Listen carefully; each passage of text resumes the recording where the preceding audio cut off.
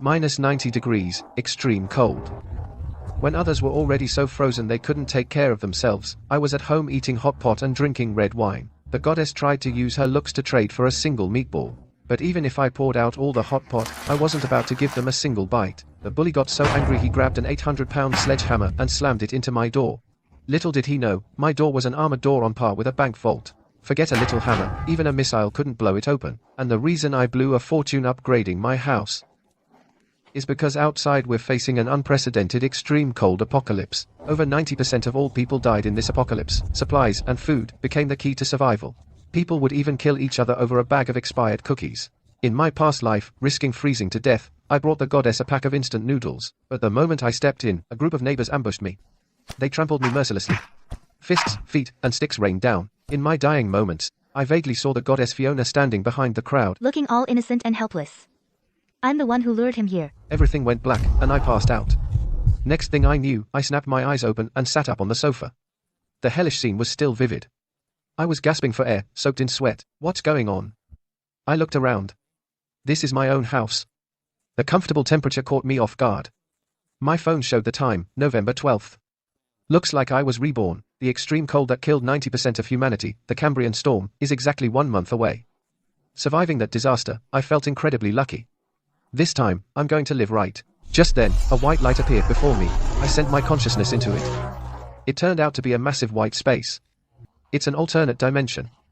Looks like rebirth gave me some special powers. I tried putting my TV and fridge inside. The white space took everything. I glanced at my work badge, Walmart, South China Regional Warehouse Supervisor. If I empty that world's largest mega warehouse, forget 1 lifetime, 10 lifetimes wouldn't use it up. Right then, my stomach grumbled. I glanced at the takeout on the table and threw it straight in the trash. The apocalypse is only a month away. Gotta eat the good stuff quick. Why be stingy with myself? Money kept is just paper. I turned around coolly, ready to find a fancy restaurant and feast. I walked into a Michelin 3-star restaurant and ordered the most expensive stuff, opened a bottle of Lafite. This whole set cost $50,000. Coming back from the dead? Gotta celebrate. I wolfed it down, almost moved to tears. Outside the window, Fiona and Lily, who got me killed in my past life, stopped in their tracks. Isn't that Ethan? How does he have money to eat here? That table must have cost $50,000 or $60,000. Fiona. That hottie turned out to be a secret wealthy heir. Fiona's eyes lit up. Let's wait outside and pretend it's a coincidence. An hour later, I walked out the door. Ethan. What a coincidence. She deliberately showed off her fair neck, pulling her usual manipulative moves. A blatant murderous intent flashed in my eyes. Fiona was scared stiff. Ethan, what's wrong with you? Nothing. I thought you were someone else. I looked away. Killing her now would bring legal trouble. That would be too easy on her. I have memories from before my rebirth. Right now, the key is to build the safest shelter I can. Mistaking me for a secret rich kid, Fiona and Lily not only didn't get mad, but actually came closer. Ethan, were you just eating at this restaurant? Yeah. I walked to the supermarket, hands in my pockets. They quickly followed. What a coincidence. We were planning to get some stuff too. It's on the way. Along the way, Fiona intentionally reached out to touch me, then pretended to be shy. I caught that, and sneered inwardly. Total Oscar-worthy fake sweetness. Arriving at the grocery section, faced with a dazzling array of goods, I felt like I had entered a treasure trove. Sausages, instant noodles, self-heating hot pot, I tossed them into the cart.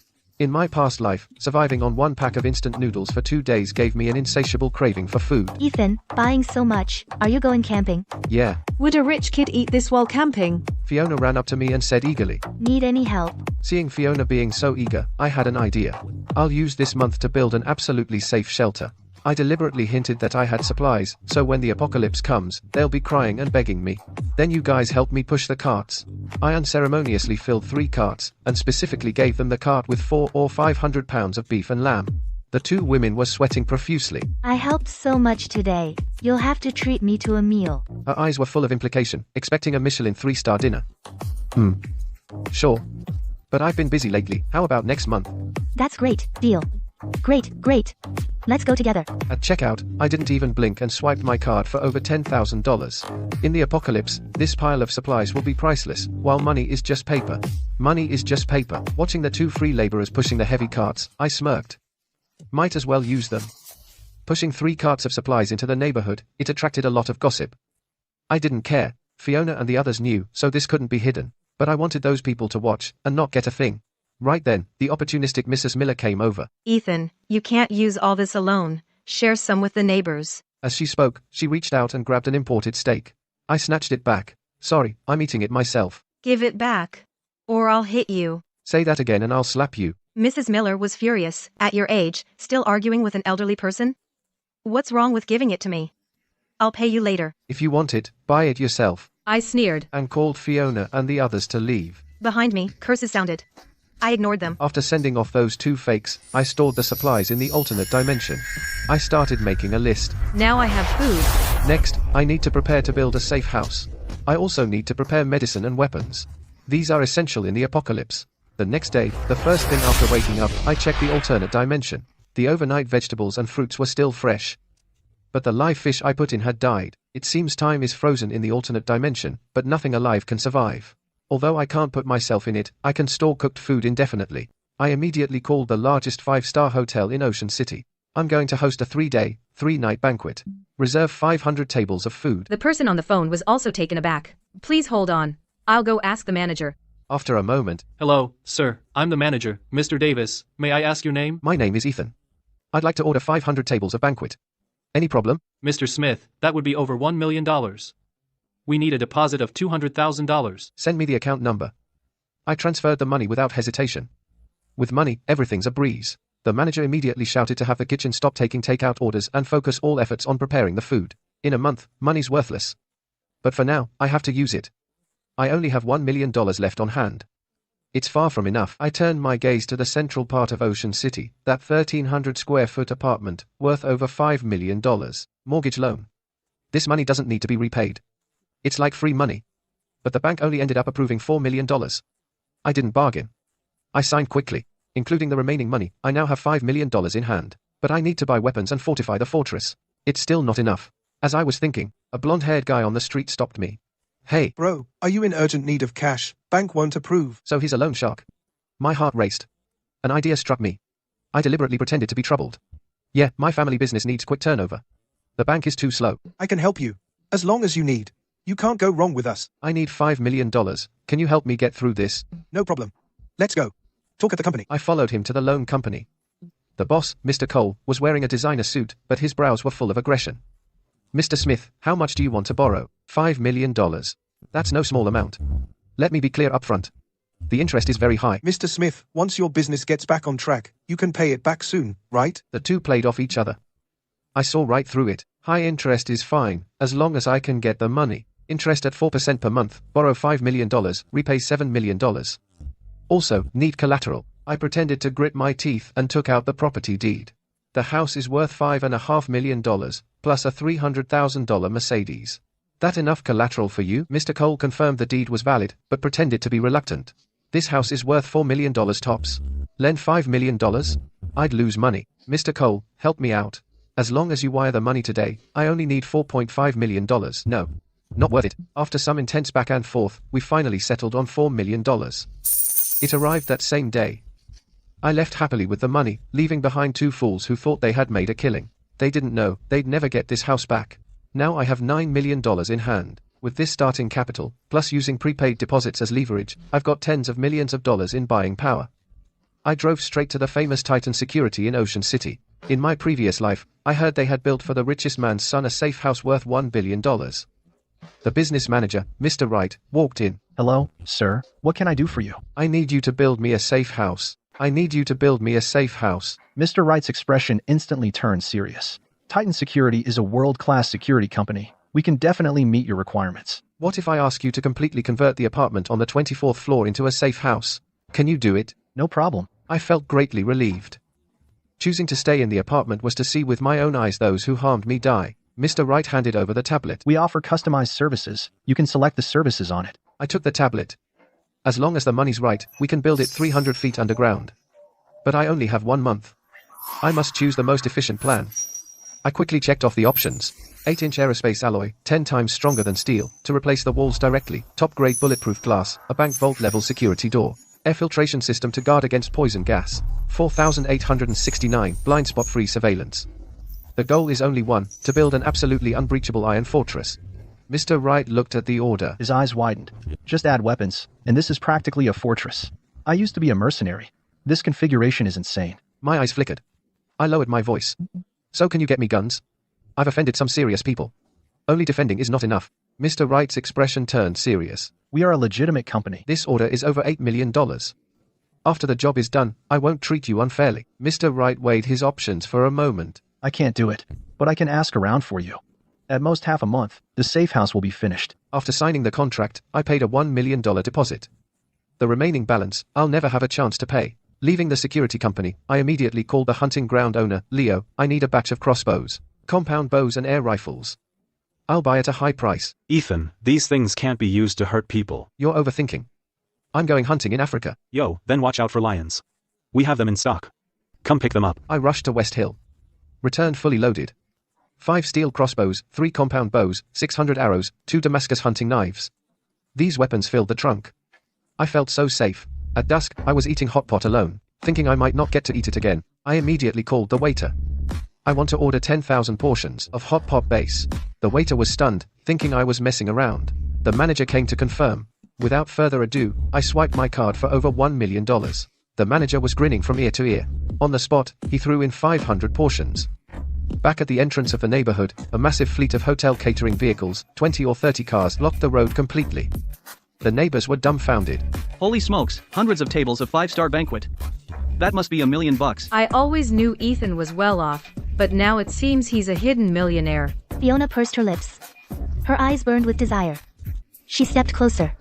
Ethan, you bought so much stuff. Having a party? We're best friends. Don't treat me like an outsider. I handed Arthur, the guard, a cigarette, and told him to let the convoy through. I turned and looked at Fiona. I sneered. This is all for my boss. Last time, he treated me at the steakhouse too. Sigh. I wish I were really that rich. Fiona's expression shifted. You're joking, right? My parents passed away early. I'm just a warehouse manager. How could I have money? Whether you're a rich kid or not, we're still best friends. Fiona's mood shifted. She silently backed away. She deliberately emphasized the word, friend. The basic rule for a schemer, never burn bridges. Always keep a backup plan. I laughed inwardly. Due to the massive amount of goods, I borrowed the property management's underground warehouse for transit. While the movers were gone, I stored the 500 tables of luxury dishes, Australian lobster and truffles all into the alternate dimension, plus the additional thousands of tables of 8 regional cuisines. I've got enough food for half a lifetime. In the evening, Mr. Wright, Titan Securities manager, called. We'll start building the safe house tomorrow. Also, He lowered his voice. about that thing, I have connections. It's a bit pricey. As long as the quality is good, money is no object. In 3 days, I'll inform you of the location. The next morning, 3 black Titan security vans drove into the neighborhood. Workers began measuring. The neighbors were watching and laughing. Is Ethan losing his mind? Stockpiling food the other day, and now renovating. No wonder he went to that Michelin restaurant. His brain's gone bad. A few days ago he said he'd treat us to a feast. I think we should forget it. What if someone sees us? How embarrassing. They gave up on trying to hook me, a rich catch. I don't care. In a month, they'll realize who the real joke is. Then I left the house and drove to the Walmart warehouse. This warehouse, covering over 1 million square feet, was stacked with billions of dollars in supplies, tens of thousands of colas, drones, generators, barreled gasoline. Anything you can buy at a store, it's all here. I looked at these mountains of goods, feeling excited. As the manager, I know every blind spot in the cameras. Just 10 minutes, and I can disable the surveillance and clear out this place. But there's no rush now. I can't tip them off. First, I went next door to the pharmaceutical company's warehouse and found Mr. Harris, the manager. This guy is crooked. He often steals drugs to sell. I need a few boxes of emergency medication. At double the price, Mr. Harris's eyes lit up. Deal. I spent $3 million on 5 large boxes of medicine. Enough to last me several lifetimes. Medicine secured. Went to the warehouse manager's office. Made up some excuse. Took 20 days off. Next up, I'll just kick back in a 5-star hotel and wait for doomsday. As I left the office, I saw Fiona at the coffee maker, pouring herself some coffee. Beside her, Paul, that handsome guy from our building, was holding concert tickets and showering her with attention. Fiona, wanna go to the concert together? I shot Paul a long look. Among those who killed me in my past life, he was one of them. Paul, holding the concert tickets, was all over Fiona. But he still got shot down. Thank you, Paul. But I happen to have plans with a friend that day. What a shame. Paul looked disappointed. That was a month's salary for him. I showed a mocking smirk. This pretty boy is doomed to have nothing. Paul saw my smile. His embarrassment turned into anger. Ethan. You're so uncool. A grown man making a woman carry stuff for you? Fiona's been complaining about her back all day. Fiona, pretending to be sympathetic, rubbed her waist. It's nothing, just not built for heavy lifting. I think I pulled something. Paul suddenly felt heroic. You should give Fiona $500 for the doctor. She offered to help me carry things. Besides, who the hell do you think you are? Bossing me around here? Think you're something special? A good, thorough scolding. They were both stunned. I'm usually easygoing, but my sudden anger made Paul, who has no power, instantly back down. Why are you yelling? I was just asking. I sneered, turned and walked off. Then I checked into a 5-star hotel. Over $1,000 a night, but I didn't bat an eye. I had to spend the several million I had. That night, the two-faced bitch Fiona, for the first time, actually sent me a message. Ethan. Hey, I see you're renovating your place. Stocking up and renovating. Is something going to happen soon? This woman may be wicked, but she's not dumb. Nothing. I replied coldly. On the other end, Fiona glared at the screen and gritted her teeth. The backup plan who used to shower her with attention suddenly went cold. It felt like a fish in her pond had escaped. Feels like we haven't talked much lately. I'm a little lonely, I guess. I looked at my phone, and didn't reply. For a few days, I stayed in the suite, stocking up on supplies, and on the other hand, practicing with the compound bow and crossbow. With my past hunting experience, plus professional equipment, I was deadly accurate within 50 feet. 3 days later, I got 2 guns and 100 rounds from Mr. Wright. The hefty chunks of iron gave me a huge sense of security. Another week passed, Mr. Wright called me for inspection. My eyes lit up. The whole place was reinforced with 8-inch aerospace alloy panels. But from the outside, you couldn't tell. The ventilation system is military grade, gas-proof. The heating system is Arctic research grade. 300 cameras across the whole building, all under your surveillance. I walked to the balcony. The floor-to-ceiling windows have been replaced with top-grade, bulletproof glass. Even if the whole building collapses, my room will be completely safe. I'm very satisfied. Mr. Wright hands me a document. If there are no issues, please pay the remaining balance within 3 months. Of course. I'm laughing maniacally inside. Only $1 million for the down payment, and I got a multi-million-dollar fortress for free.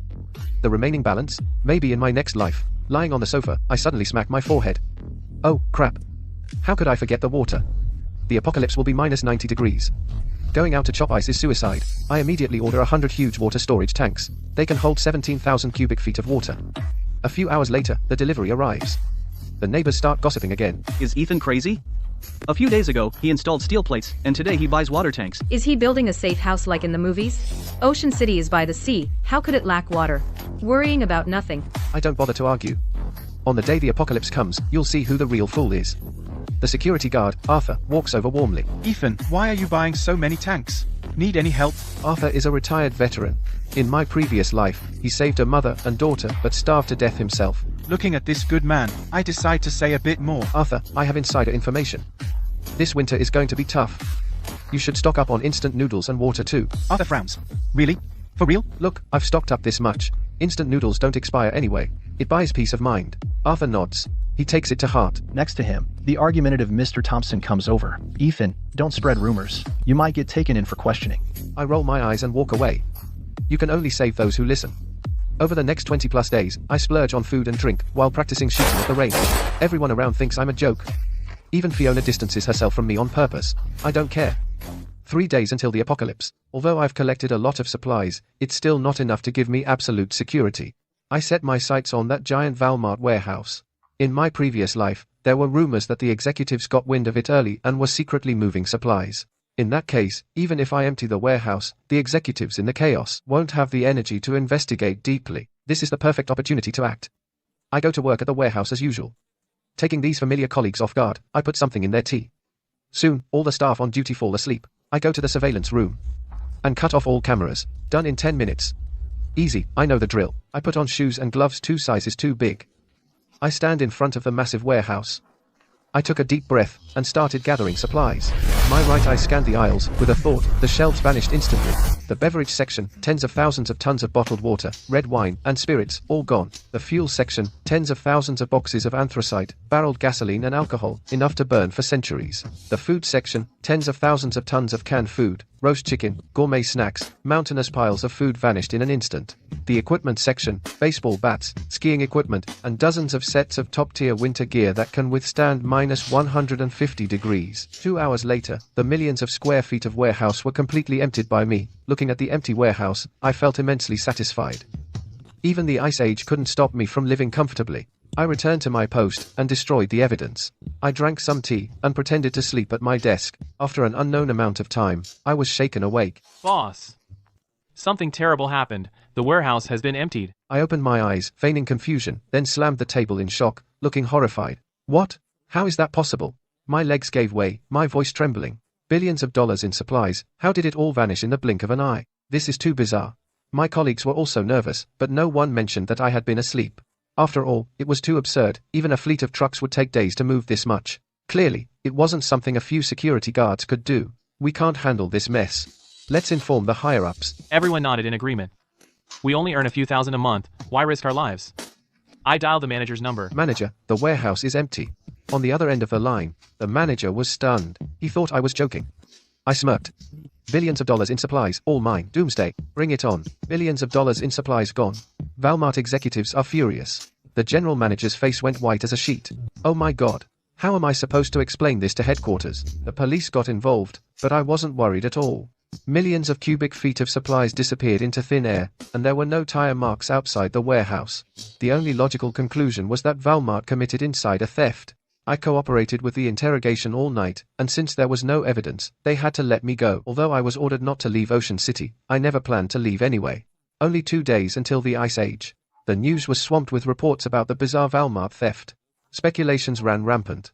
I lay on the sofa, with billions of dollars in supplies at my fingertips, feeling at peace. 2 in the morning, the moment had finally arrived. I had sealed the room in advance, lit the fireplace, a bottle of beer in hand.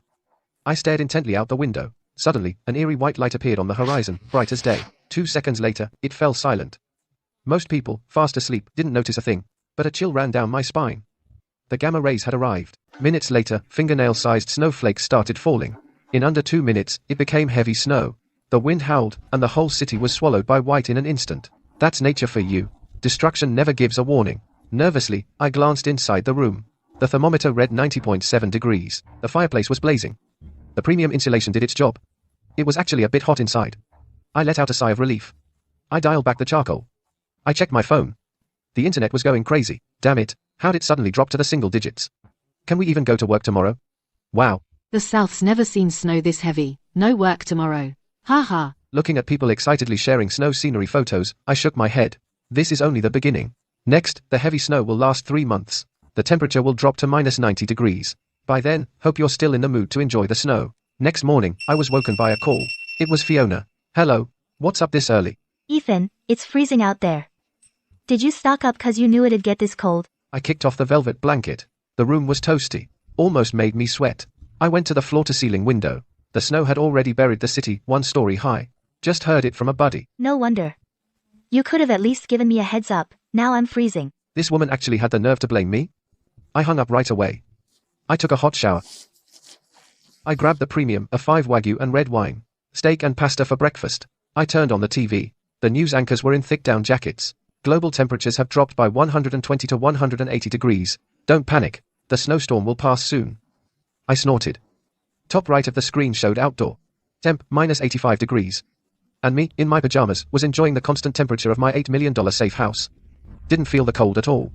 The phone rang again. Fiona again. Why'd you hang up? Snow's too heavy. I can't get out. Can you spare some food? I'll pay you back when this is over. The two-faced bitch ain't stupid after all. She knows food's precious now.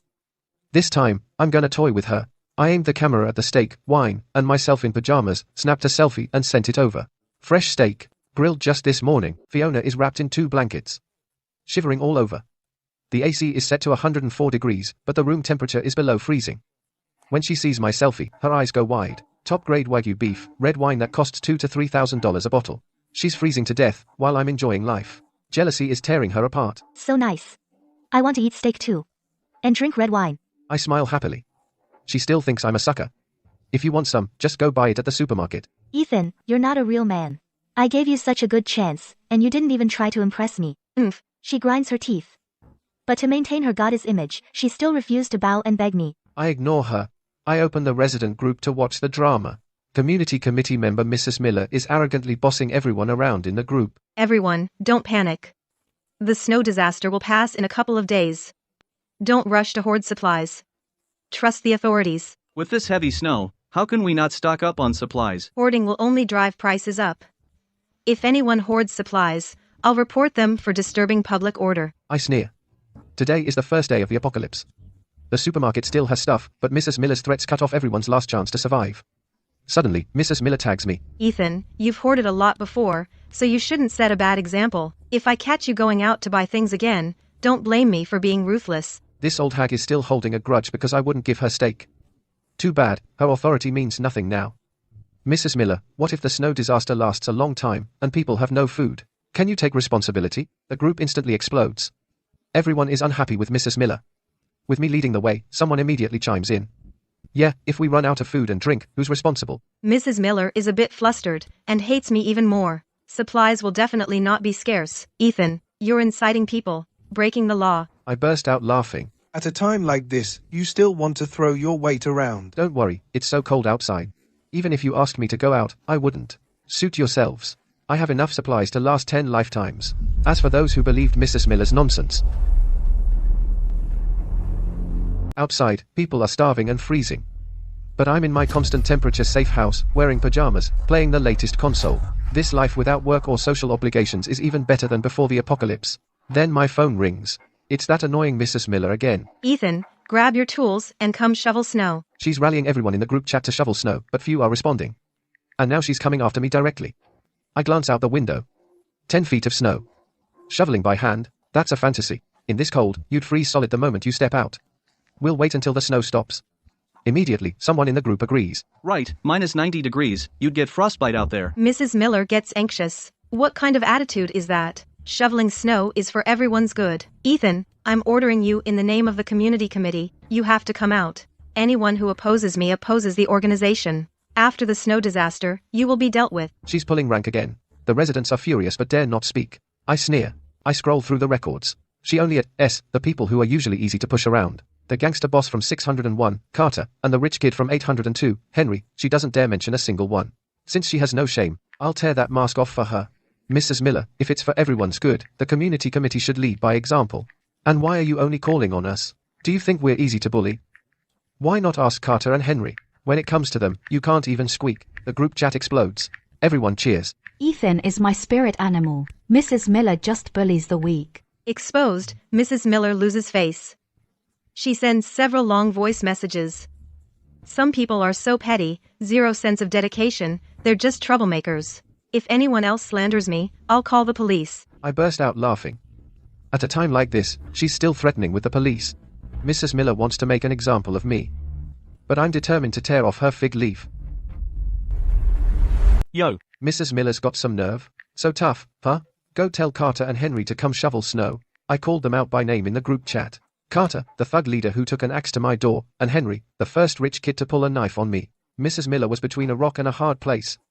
She had to grit her teeth and tag them. Carter, Henry, the community is our home. Snow shoveling is everyone's job. I hope you can both pitch in. Soon, Carter sent a voice message. Shovel my ass. Are you blind? Can't you see it's snowing heavily outside? Tag me again and I'll kill you. Got it? The group burst into laughter. Then, Henry also sent a voice message. None of my damn business. I don't have to work. Without my property fees, you'd have starved long ago. Everyone was angry but couldn't argue back. Mrs. Miller got chewed out and didn't dare talk back, so she took it out on me. She immediately DM'd me. Ethan, are you deliberately messing with me? I laughed. There are actually people who ask to be scolded. Don't play dumb with me. You didn't even dare squeak when they yelled at you, but you come to me to feel important. Let me tell you, I'm not someone to mess with. Mrs. Miller was trembling with fear. She quickly blocked me. People like her, who bully the weak and fear the strong, only imagine deducting my supplies in revenge, using blind optimism to comfort herself. In the group chat, a few honest folks still got tricked into shoveling snow. Just after scaring off Mrs. Miller, the phone rang again. It was Carter. Obviously, me using him as an example pissed him off. Motherfucker. I squinted and answered the call. Right now, I actually hoped this blind fool would come to my door. My safe house is just missing someone to test a blade on. The call connected, and Carter's torrent of curses poured in. You're asking for death. You dare use me as an example? I have 100 ways to kill you. He was used to throwing his weight around the community and couldn't stand any provocation. I sneered. What the hell are you? A scumbag, a useless big baby. What are you yelling about? After cursing him out, I hung up and blocked him. It was extremely satisfying. I turned on the building-wide surveillance. The door of Carter's apartment on the 6th floor was pushed open. He wore a down jacket, unzipped to show his tattoos. Carrying a baseball bat, he stormed out, just stepped out into the -90-degree wind, put him in his place. He cringed, hurriedly rubbed his hands and got on the elevator. I sat on the sofa, leisurely cocking the hand crossbow. This crossbow can drop a 660-pound wild boar. To be safe, I also tucked a gun in my belt. I stepped onto a chair and opened the 6.5-foot-high firing port of the security door. This spot can only be opened from inside. Ethan, come out here. The baseball bat slammed into the 8-inch thick alloy security door, numbing his hand, but the door didn't budge. Ethan, you big baby. If I don't kill you, I'll change my name. Mrs. Miller and Fiona gloated, wanting to see a dog-eat-dog fight. I burst out laughing. Who do you think you are? All you do is bark. If you mess with me again, I'll cripple your other leg too. The group chat blew up. That's when everyone realized I had hurt Carter. Carter went ballistic and called in backup. A dozen desperate lackeys with machetes and baseball bats, using wooden boards as shields, stormed my doorstep. Open up. How dare you shoot Carter? We'll kill you. This time next year will be your death anniversary. They pounded the door crazily. But the 8-inch thick alloy door didn't even lose a chip of paint, but only numbed their hands. Holy crap. This door is solid metal. How are we supposed to break it? Meanwhile, I was in the living room playing games. The noise outside annoyed me. Can't you guys hit harder? Didn't you eat? The lackeys got even angrier and pounded louder. I put down the controller, went to the kitchen and grabbed a hose, and climbed up to the firing port. It's -90 degrees out here. This is the best weapon. Let me cool you down. A dozen soaked guys ran back, shivering from the cold, and with not enough clothes to go around, some grown men had to huddle together for warmth, making it a weird sight. Meanwhile, Carter slammed the table in anger. Someone explain to me what the hell happened. That Ethan is such a jerk for blasting us with a hose, and we couldn't break the door down either. Carter furrowed his brow and then sneered, even an iron fortress has flaws, and he can't stay in there forever, so you guys keep watch, and as soon as he steps out, kill him. The lackeys shivered and sneered in agreement, but little did they know I had no intention of leaving at all from my warm, heavenly room. By afternoon, Arthur from downstairs brought a few honest folks to shovel snow, while Mrs. Miller was nowhere in sight. Facing 6 to 10 feet of snow, they dug laboriously completely in vain, as the cleared space was instantly covered again by heavy snow. Soon after, they couldn't take the cold and went back inside. Meanwhile, I took an Australian lobster from the alternate dimension, a beef Wellington, along with baked rolls and cola. With the room at 80 degrees, I lay on the couch in my pajamas, and on TV, the news was still broadcasting encouragement slogans, saying the authorities were planning a full-scale attack on the snow disaster, claiming our snow disaster is under control and everything is looking up. I shook my head, as in the face of nature's destructive power, that's just kidding yourself. In the residents' group chat, Mrs.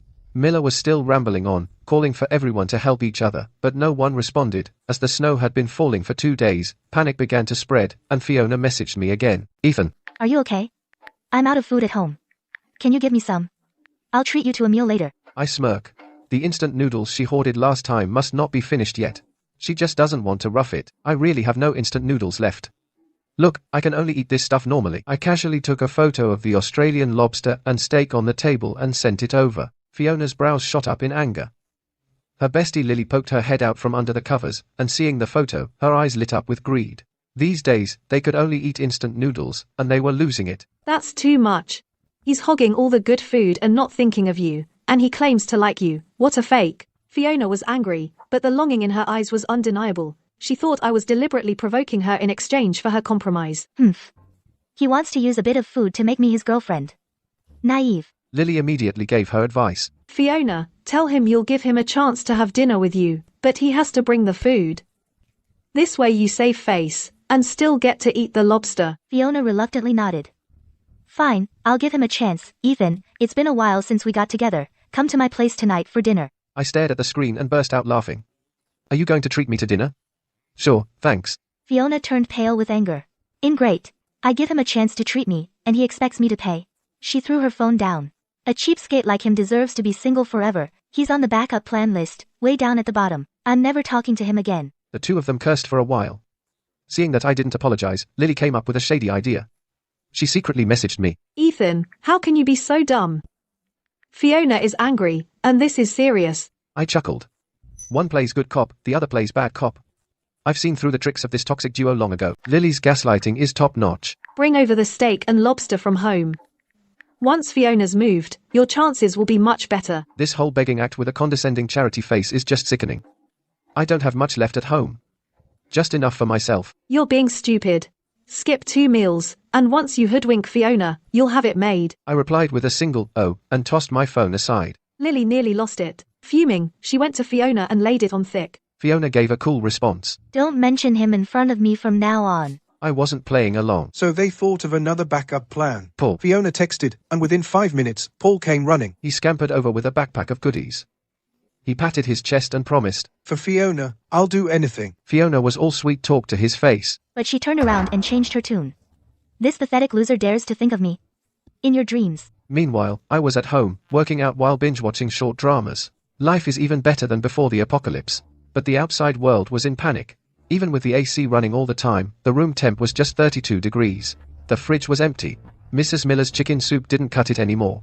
I was munching on roast duck while checking the time. Almost time. Showtime's about to start. Just then, the group chat exploded. The whole city suddenly lost power. Then, the water also stopped running. The authorities struggled to hold out for 3 days, but finally couldn't hold on. All the major power plants went offline. Only a few nuclear plants supplied the official sectors. Ordinary people's lives were plunged into darkness instantly. I fired up the silent generator early. I checked my phone. 9+ messages in the group chat. Why's the power out? No water either. The AC's off. It's minus 22 degrees in here. We're freezing to death. Mrs. Miller, didn't you say everything was fine? When are they gonna come save us? Mrs. Miller, wrapped in 3 blankets, was shivering. Under the barrage of questions, she was more scared than anyone else. The community committee's internal group was blowing up. To survive, you've got to rely on yourself. Stock up on supplies, even if you have to trick people. Inside scoop, global blizzard, mass extinction is upon us. Major cities have fallen. You got to survive on your own. Stock up on supplies. Even if you have to lie and cheat. Mrs. Miller looked at the messages, cold sweat dripping. She gritted her teeth, a ruthless glint flashed in her eyes. I have to make it. She picked up her phone and sent a message in the residents' group chat. Everyone, don't panic. Repairs are underway. In this crisis, the community committee will take over the whole complex. Anyone who doesn't cooperate will get arrested by the police later. I scoffed, looking at my phone. In my previous life, she used this exact lie to scam a lot of supplies. I'm not going to expose her. What do I care if the neighbors live or die? I turned on the TV and went back to my game. Blackout and no water. I have tons of batteries and fuel, 500 tons of tap water, and tens of thousands of tons of bottled water. This little storm can't even ruffle a hair on my head. The whole city lost power. Water supply completely cut off. Modern people's pampered bodies are on the verge of collapse in temperatures tens of degrees below zero. The officials might still be running on nuclear power, but ordinary people can only wait to die in the dark. Carter, limping on his bad leg, was freezing his butt off at home. His lackeys had it worse. No medicine, no heat. Their body temperatures were nearly 104 degrees. They just had to tough it out. I'm in my 80-degree room, playing games, eating imported snacks, except for not having a woman, everything's perfect. But after being betrayed, I'll never let anyone in. Then my phone lit up. Mrs. Miller is up to her tricks again. Attention everyone, the blizzard continues. To get through this together, the community committee will collect all supplies and redistribute them. Anyone who disobeys will be dealt with later. Remember, you all have weaknesses. I sneered. Same old tricks from my past life. Using information asymmetry and panic to scam supplies. The snow's blocking the door, and we barely have enough for ourselves.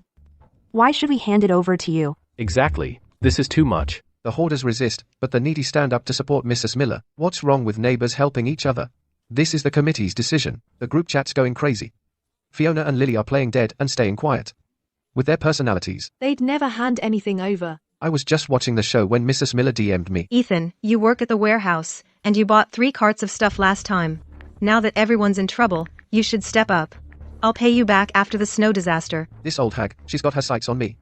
In my past life, I gave in and handed over supplies. This time, I won't be fooled again. Great. We're out of food too. Mrs. Miller, when you collect enough, save some for me. Mrs. Miller was hopping mad. She was sure I, the cash cow, had stockpiled supplies. You must be joking. This is an order from the organization. You have to lead by example. I picked my teeth from the roasted lamb leg, lazily replied. Even the landlord has no grain left. As a community committee member, you should give me a few packs of instant noodles first. Show some spirit, will you? Mrs. Miller got anxious. Her tone turned sinister. Ethan, I'm speaking on behalf of the organization. If you refuse to hand over supplies, I'll deal with you sooner or later. Puffed, you're making a big deal out of nothing. You're not even a permanent staff member. You can fool the elderly, but don't play tough with me. Do whatever you want. I'll be waiting at home. Finished cursing, he hung up, blocked, a smooth combo move. Mrs. Miller was fuming, but she couldn't do a thing to me. She didn't dare kick me out of the group, afraid of a chain reaction. She had to swallow her anger, and went to trick those honest, easy targets instead. In 2 days, by coaxing and threatening, she actually managed to scam supplies from a few households. As for Carter and Henry, she didn't even dare knock on their doors. Day 5 of the apocalypse. Ordinary families have run out of food. Resentment brewed in the group chat. The residents who had been tricked by Mrs. Miller finally couldn't take it anymore. Mrs. Miller, where's the unified distribution you promised? We're out of food. Hand out supplies. Mrs. Miller, what about the unified distribution? We're out of food. Give us the supplies now. Yeah. Why hasn't anything happened? Even those who hadn't contributed supplies joined in, hoping to get a share. Mrs. Miller looked at the group messages and played dead, not replying.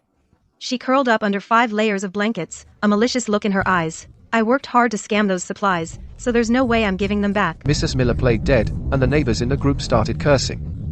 But since she decided to scam, she'd long stopped caring about face. However, someone had their eye on her as a fat sheep. Carter and his gang of thugs hadn't stocked up. Their beer had frozen solid. His lackeys were starving, eyes turning green. Mrs. Miller's talk of pooling resources sounded to Carter like, I've got prime meat here. The stuff Mrs. Miller scammed, I'll just take it. Perfect. Mrs. Miller's feeling pretty smug. Chowing down on the cookies she scammed. The phone rings. It's Carter. She goes pale with fear. Mrs. Miller. Quite the talent, huh? I'm running low on supplies. Bring him over quick. And take care of the ones who haven't paid up. You old hag. You're asking for it. If you don't hand it over, I'll come get it myself. Mrs. Miller's trembling with fear. Tries to pull rank. I'm a community committee member. Don't do anything rash. Bullshit. He hangs up. Carter leans on a mop like a cane, leading a dozen ravenous lackeys. Descend on Mrs. Miller's home. I see it all on the security cameras. My legs are up on the coffee table. Eating chips. I record it and send it to the group chat. Carter's crew starts pounding on the door. Mrs. Miller's standard security door. It keeps out honest folks, not thieves. Under the assault of crowbars and steel pipes, the lock gets busted quick. Mrs. Miller blocks the door with a table and sofa. But against this violence, it's useless. Through the cameras, I see Mrs. Miller's pale face full of fear. The men ransack like wild beasts, tearing through everything. Soon, the scammed instant noodles and cookies pile up like a mountain. Mrs. Miller sobs and grabs Carter's leg, begging for mercy. She gets kicked in the face. Watching this brutal scene on the monitor, I raise an eyebrow. Mrs. Miller totally deserves it, but this marks the complete breakdown of order. A crack in the ice, soon it'll shatter. I take the recorded video and send it to the residents group. Carter's awesome. That's how you deal with scammers with an iron fist. Truly a gangster boss. He's all about justice. The group is full of praise. They even call the robber a hero. I sneer and shake my head. These fools don't realize that today, Carter robs Mrs. Miller, tomorrow he'll rob them too. But, seeing they still have energy to chat, it means they still have stuff left. They're all pretending to be broke and helpless. I stopped paying attention to the chaos in the group chat. Hung up the target, practiced with the hand crossbow and compound bow. Apocalyptic survival. Can't slack off even for a second. As for those 100 rounds of ammo, they're my last resort deterrent. Unless absolutely necessary, I won't touch them. Mrs. Miller was beaten by Carter's gang until she was spitting blood. She begged for help in the group chat, but the residents only mocked her. It's all my fault. Every mistake is mine. Please, someone save me. No one responded. Until the beautiful Dr. Chloe spoke up. Let me take a look, but no guarantees I can cure her. Let me take a look. Let me take a look. But no guarantees I can cure her. No guarantees I can cure her. In my past life, she was one of the few good people. Half an hour later, Mrs. Miller was crying out for help again, begging for hemostatic drugs and antibiotics. In the end, thanks to Chloe's relentless efforts, Mrs. Miller was finally pulled back from the jaws of death. Day 7 of the apocalypse. Heavy snow sealed the doors. The first floor was completely flooded. No hope of official rescue. The internet was filled with desperate news about a global freeze. Mrs. Miller went crazy, still demanding supplies in the group chat.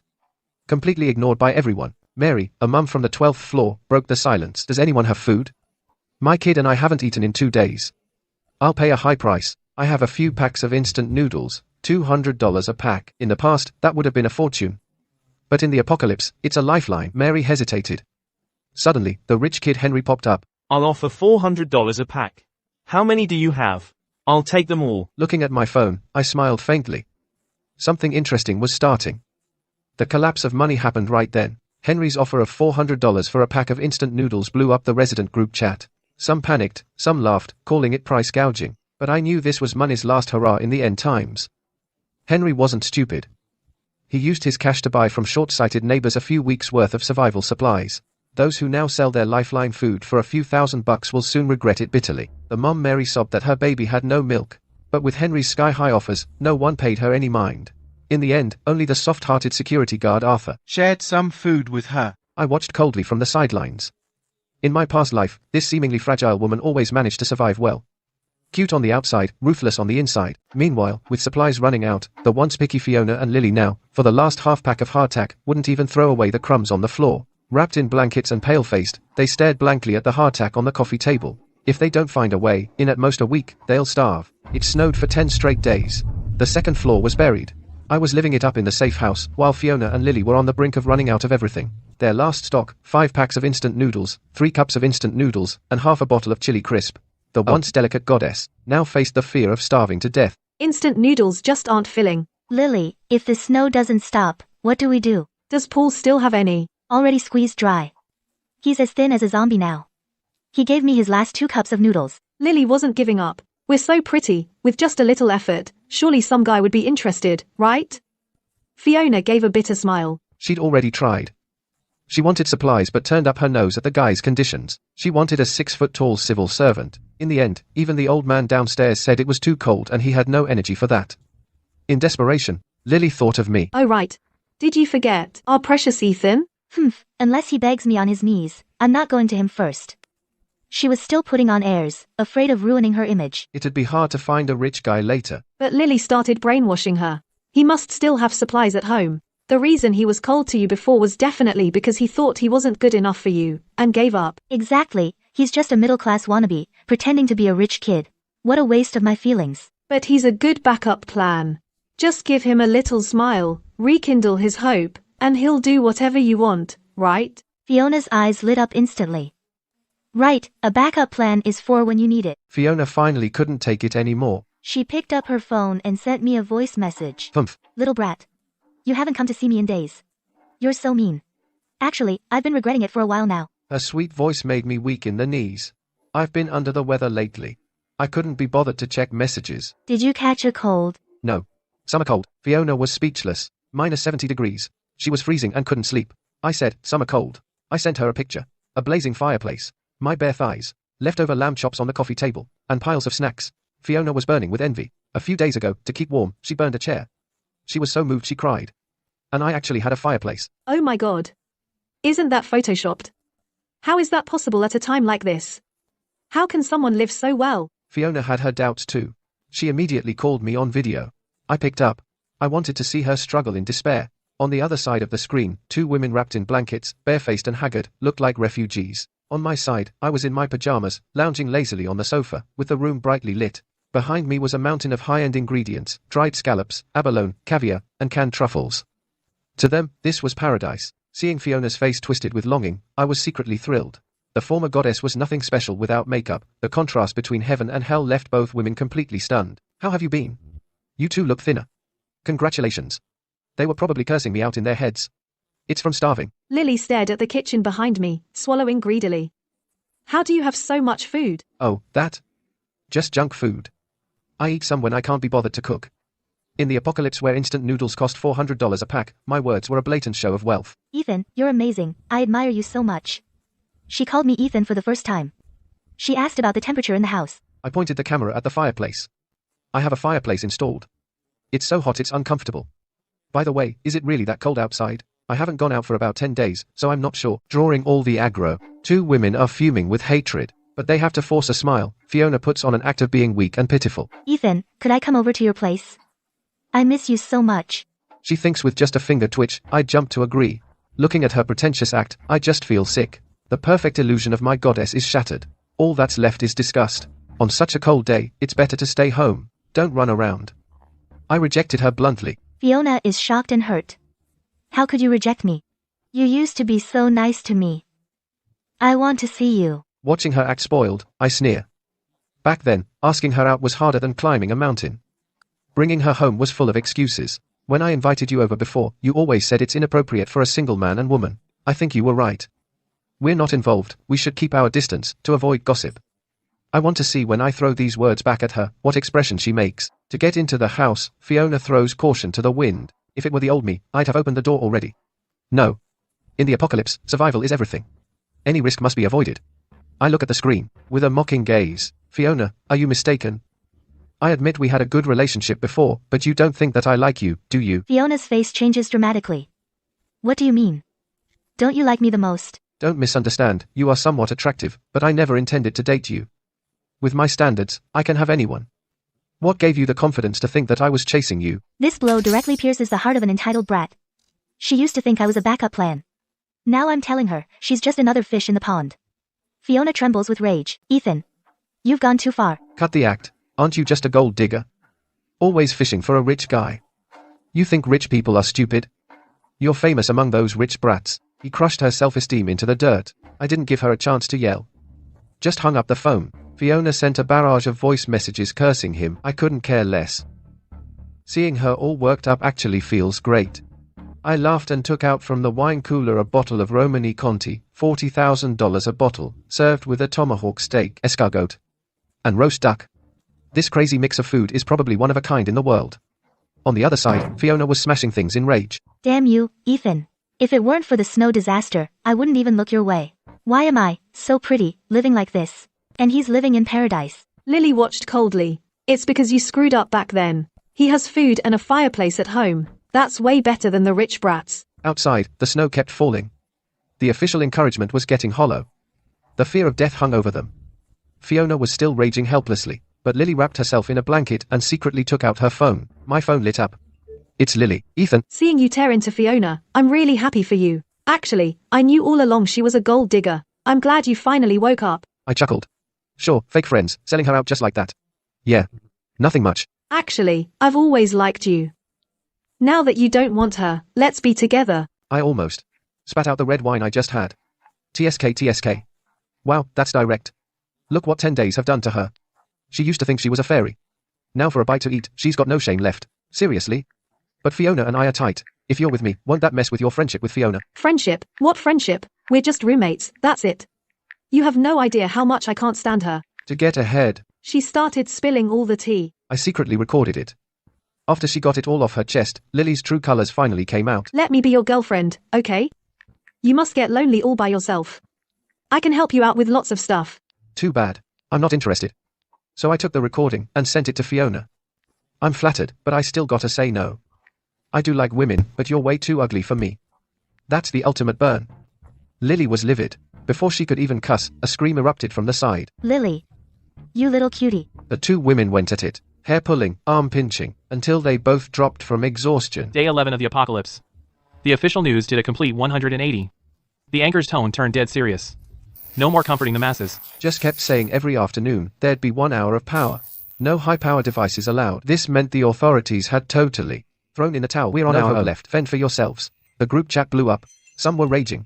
Some were losing it. The price of instant noodles rose to $1,000 a pack. I just watched coldly. Even in the apocalypse, people are still greedily trading life-saving food for worthless paper. How ironic. The water pipes are frozen. Residents have to risk going out to get snow water. Some people, desperate, lick the ice. Their tongues got stuck and frostbitten. On the monitor, Carter's lackeys spy every day. They think I'll come out for water. Too bad. I have tens of thousands of tons of water. I can live in this room until I die. I open my phone. May. Messages from Fiona and Lily pop up almost at the same time. I'm sorry. I was so cold yesterday. Actually, I've always liked you. I want to be your woman. Watching her grovel without dignity, I shake my head. After sending that, I ignore them. The two women are humiliated completely. A fierce look flashes in Fiona's eyes. If worst comes to worst, we'll just barge in. Even killing Ethan is fine. She finds Lily. That babe won't let us in. We can't sit around and wait to die. We need to find a way to take his house. Okay, he should get out. Only we deserve to live in that house. The former frenemies, in order to seize my paradise, join forces again. To seize my paradise, the two women decide to find a pawn. Call Paul. That simp has no brains. He'd be willing to die for me. At this point, Paul was already skin and bones from hunger. He gave all his supplies to Fiona. Receiving a call from his goddess, he runs over excitedly, thinking love has arrived. Fiona, with tears streaming down her face, complains. That bastard Ethan, when I asked for some food, he wanted me to sleep with him. Paul instantly explodes with rage. How dare he bully you? I'll kill him. Fiona seizes the moment to seduce. He's got food and a fireplace. Let's take his house.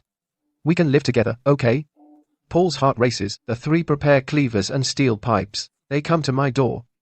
Fiona and Lily hide in the blind spot. They signal Paul to call out. Ethan, it's me, Paul. I turn on the cameras inside.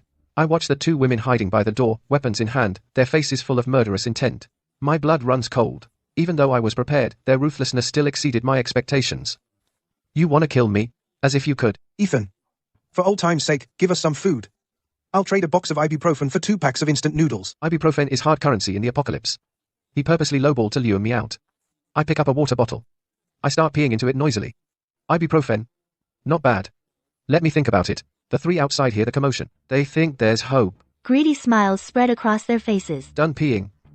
I now have a full bottle of iced tea with white foam. The 2 women scream and gag. Paul angrily pounds on the door. How does it taste? A few idiots think they can trick me. You should take a look at yourselves. Paul drops the act. He pulls out a cleaver and hacks at the door.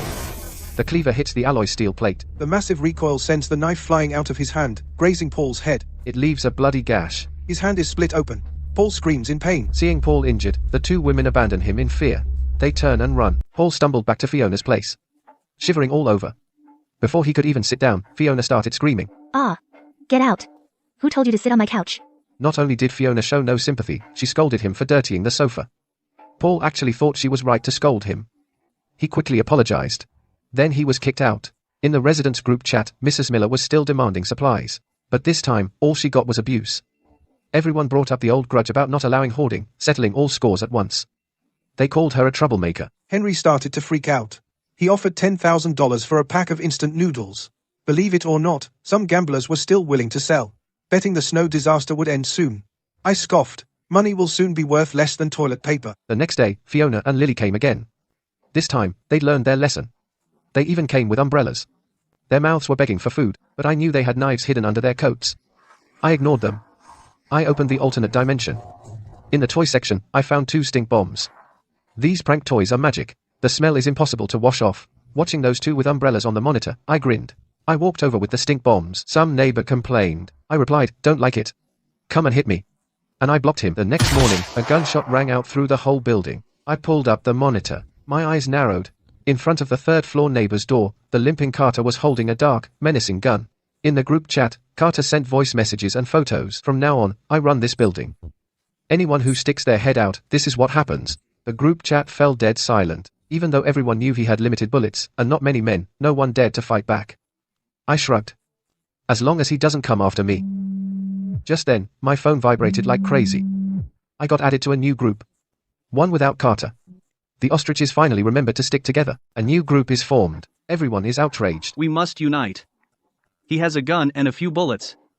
We rush him all at once, and with one slide tackle I can take him down. Suddenly, someone asks when to strike. The group goes dead silent.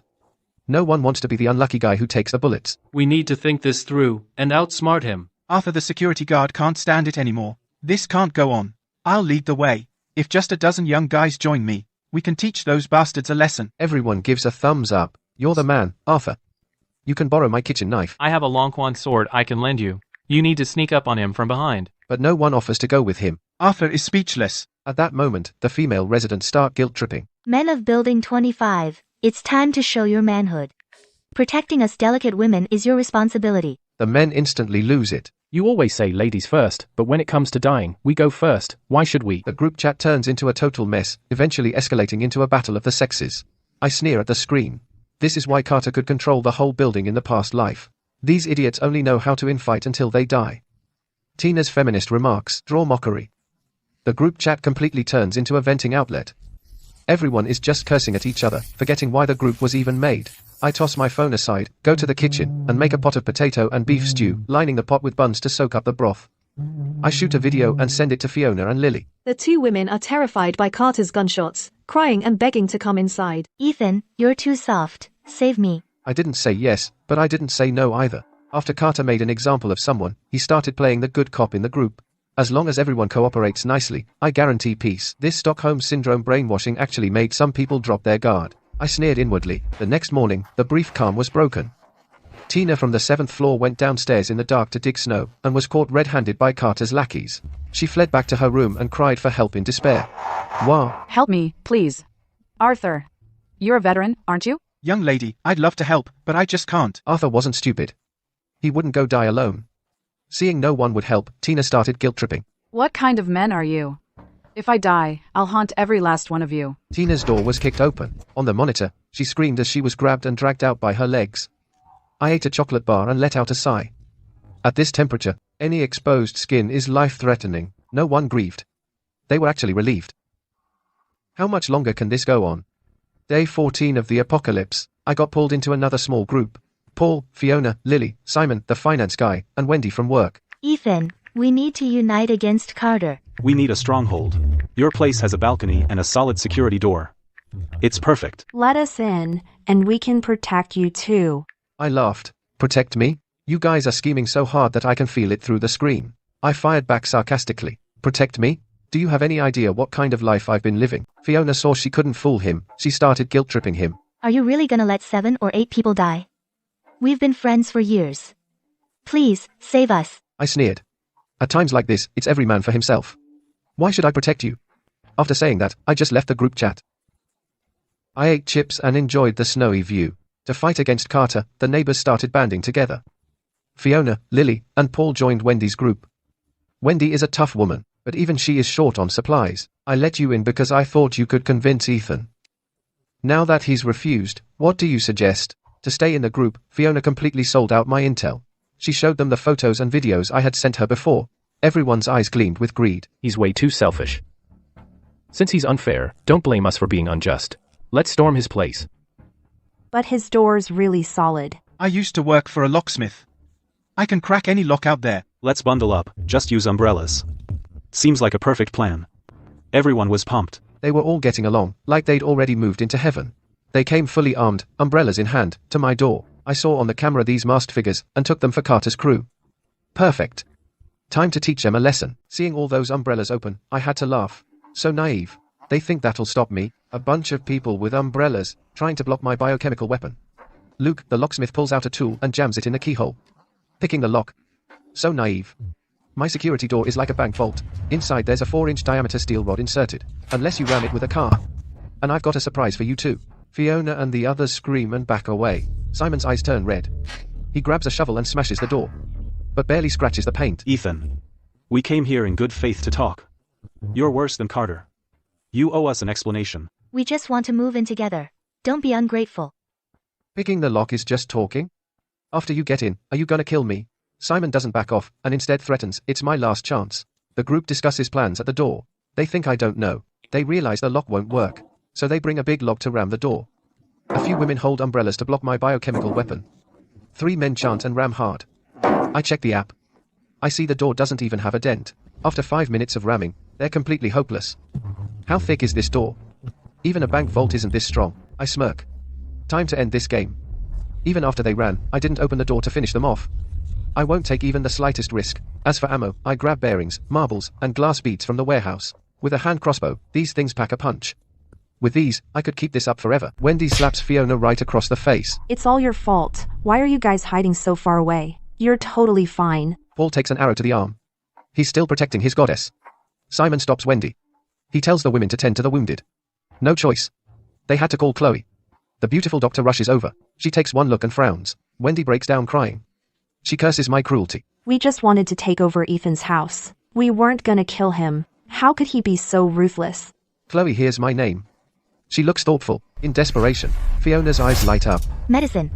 I remember Ethan keeps medicine at home. Fiona remembers seeing a pharmaceutical company make a delivery to me. Chloe confirms. Antibiotics are essential to stockpile. Simon clings to that lifeline. Go find him now. He caused my injury. He's gotta save me. We weren't trying to kill him. We just wanted to move in. He went overboard. He's so ungrateful. Chloe is speechless, but she doesn't say anything. Wendy forces Fiona to beg for medicine. You started all this. You handle it. Paul, desperate to survive, chooses to sacrifice his goddess. Terrified, Fiona steals herself and dials my number. I'm making lunch. I see Fiona calling. I smile. Hello, what's up? Fiona trembles. She continues the guilt trip. I know I messed up. It was my fault for not returning your feelings. I want to change that now. Can you forgive me? Paul and the others are dying. Can you lend us some medicine? Wendy panics. She starts threatening me. Cut us some slack. We'll repay you in the future. Don't push us too far. Repay me? You guys pried open my door. And you expect me to believe you're good people? I wasn't born yesterday. Fiona plays the emotional card again. Ethan. I've always had you in my heart. Can we start over? On the phone, I hear Paul's screams from the surgery. I come up with a plan. Actually, I still have feelings for you. Fiona clings to it like a lifeline. I knew you still loved me. Let me move in. What do you want? I'll do whatever you say. All right. But I only love you. I can only let you come alone. As for those sketchy people, don't let them hold you back. Divide and conquer works. Fiona is flushed with excitement. She nods frantically. Okay, I'll do whatever you say. She turns to run. She doesn't care about anyone else. Lily grabs her. Fiona roars. Get lost. Don't stop me from living the good life. Wendy slaps her to the ground. You ruined us and think you can just walk away? No way. Fiona wanted to run. Paul's wound burst open from anger. If you love someone, you should want them to be happy. Since you can't give me what I want, why not let me go enjoy myself at Ethan's place? Paul went pale. He was speechless. Wendy pinned Paul down firmly and gave Fiona an ultimatum. Unless you trade for medicine, you're not going anywhere. Lily also blocked the door. If you go, we all go. Fiona begged me for help. Ethan, they won't let me leave. Give them some medicine. I watched the drama unfold across from me and smiled. The medicine is too precious. What if they're tricking me? Fiona, we can't fall for that. Those words became the trigger. Fiona went crazy. She lunged at Lily and bit her. The two of them, like mad women, were tangled in a fight. Wendy couldn't stand it and joined the fray. She slapped Fiona 6 or 7 times before subduing her. Wendy picked up her phone and negotiated with me. If you want to save her, bring the medicine. I shrugged, feigning helplessness. There are too many of you. I'm scared. Fiona, even though I want to settle down with you, they won't allow it. Don't blame me, okay? Fiona didn't hate me now. She only hated Wendy and the others who stopped her. To protect herself, Lily volunteered to guard Fiona. Why do you get to have all the fun by yourself? If we're suffering, we suffer together. On the other side, Chloe finished the surgery and reluctantly announced, without meds, the risk of infection is high. Brace yourselves. Despair once again enveloped everyone. Chloe grabbed a pack of cookies and left. 3 men were lying on the sofa. The pain was unbearable. Simon's eyes were vicious. We gotta get the meds from Ethan. We can't handle it. Then get the whole building, hundreds of them, to do it. Even send that mad dog Carter. This borrowed knife trick immediately got everyone on board. Fiona freaked out. You've ruined him. What am I supposed to do now? Wendy slapped her again. Dragged her into the bedroom. Paul froze for a sec. He actually pushed Wendy away. I won't let you talk about her like that. She and I are true love. I will never force her. I believe, if I'm patient enough, she'll fall for me eventually. He remembered back then. Fiona asked him to move things. The favor of making him treat her to dinner. He got all emotional about his own generosity. Wendy was so angry, she pointed at him, speechless. Fiona breathed a sigh of relief. But deep down, Paul still grossed her out. She gave up on those 2 weirdos. Wendy shared in the residence group. Videos and photos from my home. Look how Ethan is living it up. How shameless can he be? Tell me, is this fair? The group chat blew up. Seeing the video of me in pajamas, chowing down on a feast, everyone lost their minds. No way, really? In pajamas at minus 90 degrees. Where's he getting power? Sure, some had doubts, but the heavenly scene had already deeply stung every person freezing and starving. Wendy and Lily vouched for the video being real. The group instantly exploded. Their logic is just touching. He knew about the snow disaster in advance, but kept it from us. How shameless. We're suffering so badly and it's all his fault. He has to take responsibility. Why does he get to enjoy himself alone? Carter watched the video and went green with envy. Ethan, you big baby. Past and present hatreds drove him to murderous rage. The group chat's blowing up. Everyone's tagging me. Share some supplies with me. Ethan. I'm Mrs. White. I lent you 2 scallions. We're such good friends. Share some supplies with me. Ethan, I'm your elder. Hand over the supplies. I'll share with everyone. Ethan. Save me and my baby. The kid can call you godfather. Ethan, let me move in. I'll give you my family's $1 billion fortune. I'm eating some top-tier foie gras with red wine while watching these monkeys. The group chat is even more rowdy. Curses and pleas flying everywhere. Do I even know you? Why should I share with you? We're neighbors. We should help each other. You're so selfish. Oh. So? My DMs blew up. Mary, the college girl Sarah, even a lot of married women. In the apocalypse, morals. Non-existent. I lay on the couch, sipping red wine and watching the snow, thinking about taking a snowmobile for a spin. Among a pile of junk DMs, Chloe's message caught my attention. Mr. Smith, I can provide medical assistance in return. My supplies are running low. I hope you can help. I can provide medical assistance as thanks. No sob story. No seduction. Just a rational exchange. In my mind, I pictured that 5'9", stoic, aloof female doctor. In my past life, she died because of her kindness. Proof she has humanity. Medical skills are also essential in the apocalypse. Even though I'm drawn to her, survival is my #1 rule. Without 100% control, she's not getting in. I'm perfectly healthy. I don't need a doctor. If you want to trade, then you gotta offer me something useful. Chloe was silent for a long time. There was hesitation and shame in her voice. Can you take this as an advance payment for treatment? I can't hold on anymore, I thought for a moment. I gave her an out. I can give you food and meds. But you gotta do me a favor. If the neighbors decide to come after me, tell me what they're up to. This was both a lifeline for her and an extra safety net for me. After all, even with my iron fortress, having a mole never hurts. After much hesitation, Chloe finally agreed to be my informant. I glanced at the group chat. It was full of people cursing me. I replied with a smile, eat shit. The group instantly exploded. You asked for it. You'll get what's coming. I took a deep breath, nervous and excited. The fire inside me was lit. I reached into the alternate dimension and grabbed the weapons. 5 steel crossbows, 3 high-end compound bows, hundreds of arrows, 2 large boxes of steel balls, a machete, a large crowbar, a baseball bat, pepper spray, a stun gun, gasoline, dozens of homemade Molotov cocktails. I slowly wiped the gun in my hand. No matter how many come, bring it on. Simon set up a new group behind my back. He even brought Carter in. I want half the supplies, the rest you guys split. Everyone, put aside your grudges. First, break into Ethan's place. Take back what's ours. The neighbors were green with envy. They all responded eagerly. Only Arthur and Chloe didn't join. Chloe texted me. They went. Over 100 people, all gone crazy. Aren't you going to do something? She thinks I should hand over the supplies to keep peace. Remember, don't come over. Then, just wait for the show. Chloe didn't get it. She thought I was crazy. Just then, I received a message from Arthur. Ethan, run. They're all heading over with weapons. Don't worry, I can handle it. I thanked kind Arthur. Then the ground began to tremble. Over 100 people gathered. They surged up the stairs. They blocked the hallway completely. Some even held umbrellas. They wanted to prevent me from pouring water. Ethan, get out, or we'll kill you. I didn't see Simon or Carter. Looks like they're using the neighbors as cannon fodder. In that case, no need to be polite. Carter threatened them with a gun. What do you think you're doing? Get back and fight. Their retreat was cut off. Simon seized the chance to incite them. Don't be scared, everyone. Ram it with the log.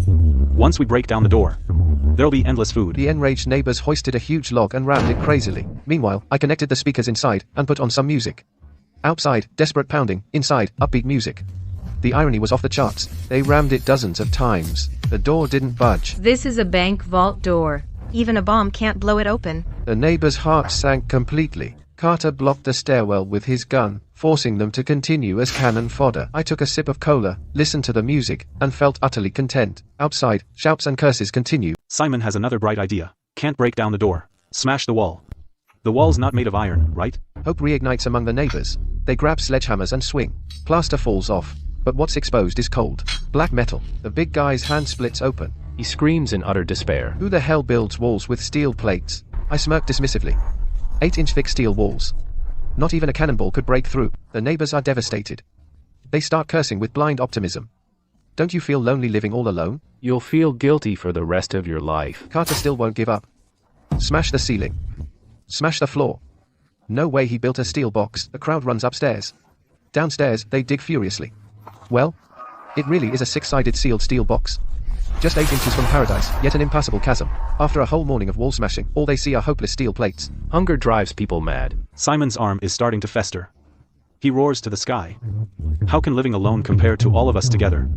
Would it kill you to sacrifice a little? A neighbor suddenly shouts, the balcony has sliding glass doors. The glass can definitely be smashed. A group of people act like zombies. They climb over the balcony. Regardless of the -90-degree wind and snow. They look through the glass. They see a true paradise. I'm relaxing on a lounge chair in my pajamas, drinking a steaming cappuccino. The coffee table is piled with burgers, pizza, roast chicken, and oil-splash noodles. The neighbors have lost it. Smashing the windows with all they've got. I just watched calmly. Who says glass is weaker than metal? This is shell-proof, bulletproof glass. A dozen people smashed it for ages, without leaving a single crack. The guy in glasses screamed in despair. Bulletproof glass. A young guy didn't buy it. I control my own fate. He smashed wildly, but it was all for nothing. To show I was touched, I pulled out some braised pork knuckle and banana fritters from my stash. Then, I feasted right in front of them. Neighbors on the balcony kept rotating wave after wave. There were only tiny scratches on the glass. Desperate and jealous, they watched me eat, grinding their teeth in hatred. I raised my glass. Keep it up. Keep going. The assault completely failed. Someone broke down sobbing, kneeling at the window, begging for food. Please, just give me something to eat. The sound of kowtowing outside kept going. Oh man, I feel so bad. Let me eat a bowl of noodles to feel better. I slurped noodles loudly, making the neighbors drool with jealousy. I left half a bowl by the window. I posted this, set them against each other trick in the group chat. The way the neighbors looked at Carter changed, like they were sizing up a meal. Carter felt a chill down his spine. Cursing under his breath, he backed off. They couldn't get into my place. The neighbors started looking for other ways out. Night fell. The TV kept reporting how everything was stable and improving. I couldn't help but laugh. The bounty kicked in. Carter's back got slashed with a foot-long gash. He called Chloe in to bandage his wound. Now, you're not going anywhere. To save his own hide, he forcibly kept Chloe there. Carter decides to move to the 24th floor, right next to my place. Staking me out. He can't stay in there forever. If I get a chance, I'll take him out and take over that fortress. Chloe excuses herself to the bathroom and warns me. Got it. Keep watching. Want me to go out? Dream on. Carter gathers his crew. They move to the 24th floor. The young couple next door are scared stiff. Open up. Switch rooms. The young couple next door hand over their apartment. Carter moves in right next door, watching day and night, hoping to catch me going out. Too bad I have an alternate dimension. I can take out the trash without even opening the door. When I'm bored, I start a live stream in the group chat. Guys, I'm making braised pork belly today. 10 pounds of pork belly in the wok. The neighbors are drooling. Then I take a bite and frown. Too much soy sauce. It's ruined. Dump it. I dump the whole pot into the trash. The group goes wild. Don't throw it away. My mouth is a trash can. What a waste. No worries, I've got more. The camera pans, showing the table covered in braised prawns, twice cooked intestines, sweet and sour pork, and a dozen more dishes. Folks, dig in. The neighbors go nuts, some curse, while others beg me for soup, calling me dad. Meanwhile, Fiona's trembling and begging for my help. Ethan, save me. I want to go too, but I'm afraid of Carter. Come over yourself. She backs off. I smirk. Carter has been driven crazy by the bounty. He's developed paranoia. To protect himself, he forcibly recruited people. His crew's up to 10. Chloe sent a message. They've gone mad. I haven't eaten in 2 days. I'm starving. Ethan, can you still save me? Figured I might need a doctor later, so I decided to step in. Do one last thing for me. Once it's done, you get to live. I need to know if Chloe can make a tough decision at a critical moment. So I gave her a task. Chloe didn't answer right away. Clearly, she was struggling too. I wasn't in a hurry. The next day, after a run and a hot shower, I felt refreshed. Someone started banging on the door. Ethan, get out here. You coward. On the monitor, Paul's arm was all swollen. Clearly, it was badly infected. I walked to the door and explained calmly. Advanced infection, no hope. Paul was terrified, cold sweat dripping. He went from cursing to begging for mercy. Paul stumbled back to his place. Simon was burning the wound with fire, screaming his head off. Paul rushed to Fiona. Fiona, will you marry me? This was his last desperate wish before dying. Fiona pinched her nose. With disgust all over her face. No. You're too smelly. So gross. Paul's heart broke. He went full dark side. You dare call me smelly? I'm gonna have you. He tore at Fiona's clothes. A simp's dead end is a freak's carnival. That'll teach you to insult me. Paul can't handle the cold. Fiona laughs at him. He roars in despair. Meanwhile, Chloe decides to act. While cooking, she pours most of the sleeping pills into the pot. Carter thinks she's come around. He lets his guard down. Half an hour after the meal, the drugs take effect. Everyone falls asleep. Chloe sent me a message. Done. Drag them to the balcony. I'm not taking any chances. I need to make sure. Chloe grits her teeth and does it. She struggles to drag Carter and 9 others out. After confirming via surveillance, he takes off his winter gear. You passed. Come on in. Chloe escapes hell. She pushes open the heavy door. A wave of warm air hits her. Like heaven. The 80-degree room temperature makes her feel unbearably hot. Ignoring my gun aimed at her, she hurriedly takes off her clothes. Too hot. After entering, the 80-degree room temperature makes her feel like she's in a furnace. She quickly takes off her thick down jacket. She gasps heavily. My gun is still pointed at her. Don't forget, this is my house. Taking care of Carter was just to prove you're useful. Now you need to prove you're not a threat to me. Chloe forces a smile. I already took a blood oath. Isn't that enough? Not enough. I need to search you. Chloe has no choice. To stay in this heaven, she has to comply. She raises her hands against the door. I search carefully to make sure she's not hiding any weapons. Go take a shower. Your clothes are by the door. I pick them in your size. She blushes. She rushes into the bathroom. While she's showering, I check the first aid kit. I confiscate the syringes inside. To eliminate all potential threats. Half an hour later, Chloe walked out in her pajamas. Her wet hair was loose behind her. Stunning. But I still kept my gun ready, my eyes wary. Thank you for using up your water. You don't mind, right? She's testing my attitude. In this warm paradise, she's terrified of being thrown back into the freezing cold. Sit down. Chloe obediently sat down. This is my home. This is a privilege. You must obey every order. Or you're dead. This place is under full surveillance. No privacy. The second bedroom is yours. But the key to the security door is with me. Chloe nodded, accepting. Smart enough to satisfy me, to ensure loyalty. I decided to let her in on my biggest secret. I have superpowers. I have an alternate dimension. All supplies are inside. Only if I live will you get food. Hot water. If I die, you'll starve too. With that, I conjured a filled pastry out of thin air. Chloe was stunned, then her eyes revealed an unwavering trust. Trust in her survival. Eat up. She wolfed it down, tears of gratitude streaming down her face. From now on, housework is yours. The pipes are frozen. You'll handle the waste too. You're my maid. Got it? I understand. Master. Well fed and satisfied, I poured 2 glasses of red wine. Know why I chose you? First, you're a doctor. Second, Chloe took a sip of wine, a knowing look in her eyes. Because I'm a pretty woman, she set down the glass. she untied her robe on her own. Half a month of pent-up frustration needs release. Today, nailed it. I feel refreshed after that sleep. Chloe is still asleep. I take out the steaming burgers and fried chicken. I knock to wake her up. She devours it all. Lets out a satisfied burp. It's so good you could cry. I'm full. Time to work. I record a video.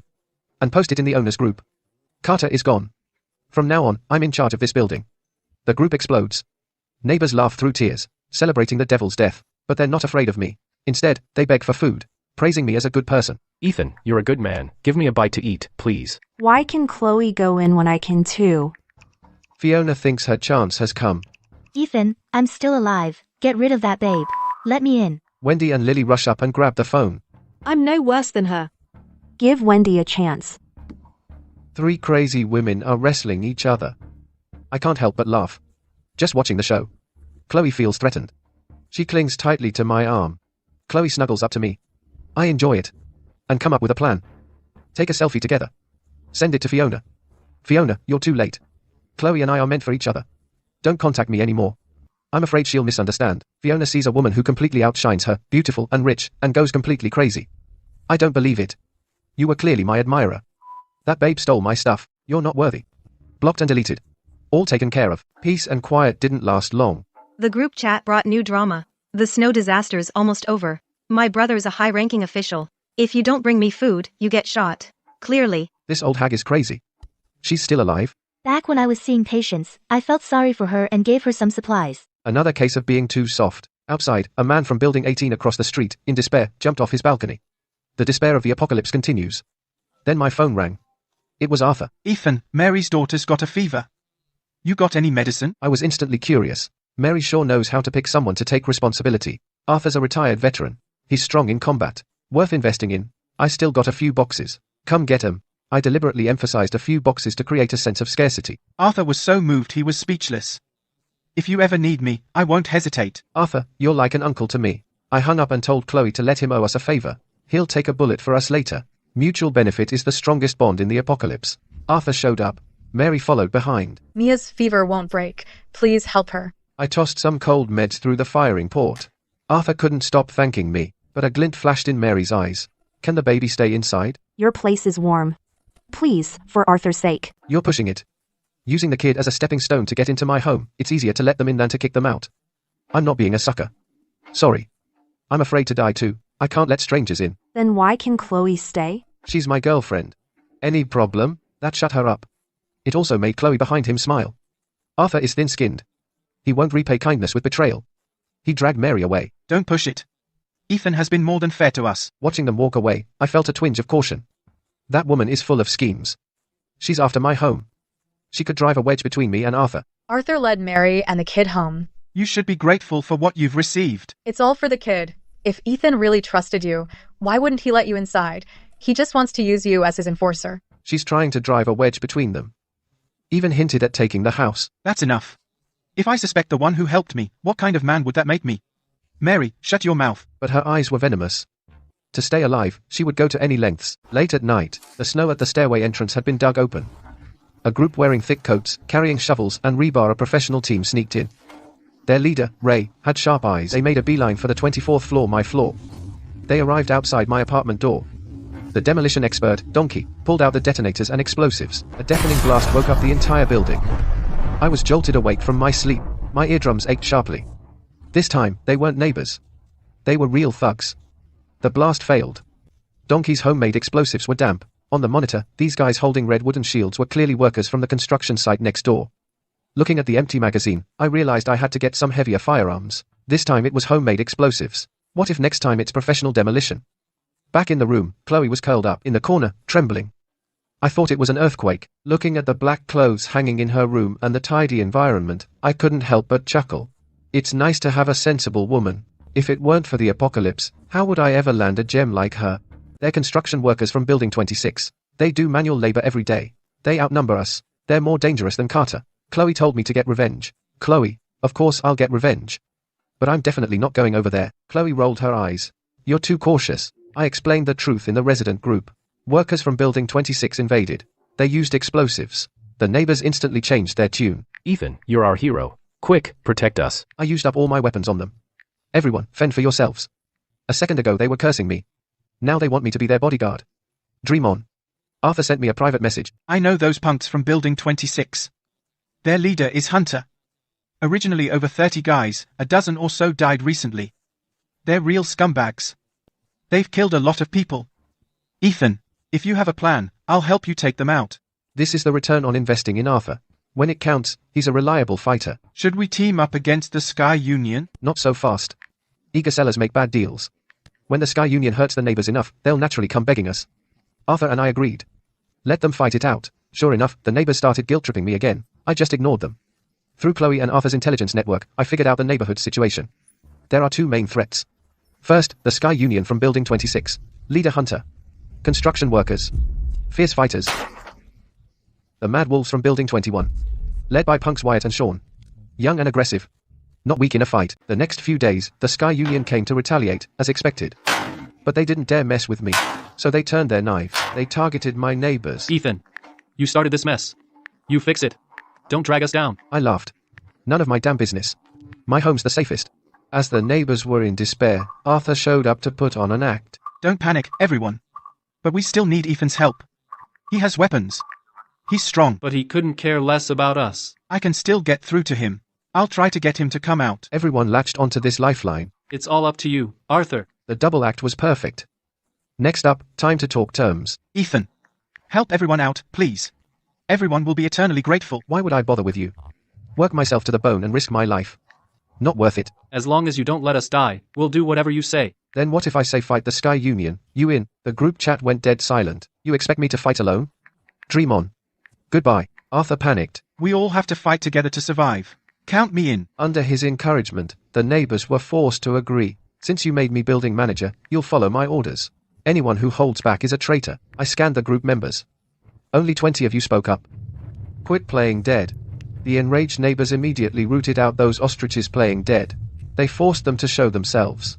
The stick had come down. It was time for the carrot. Just do as I say, and I'll go out and find supplies for you. This isn't just to feed cannon fodder, but also to find weapons for myself. I have a snowmobile, and with the city snowed in, it's actually my home turf. But the neighbors freaked out. How are you going to find anything in the snow? For everyone, I'm willing to try. The warehouses and supermarkets in Ocean City, I know them like the back of my hand. This heroic speech made them cave in. Ethan, you're our lifesaver.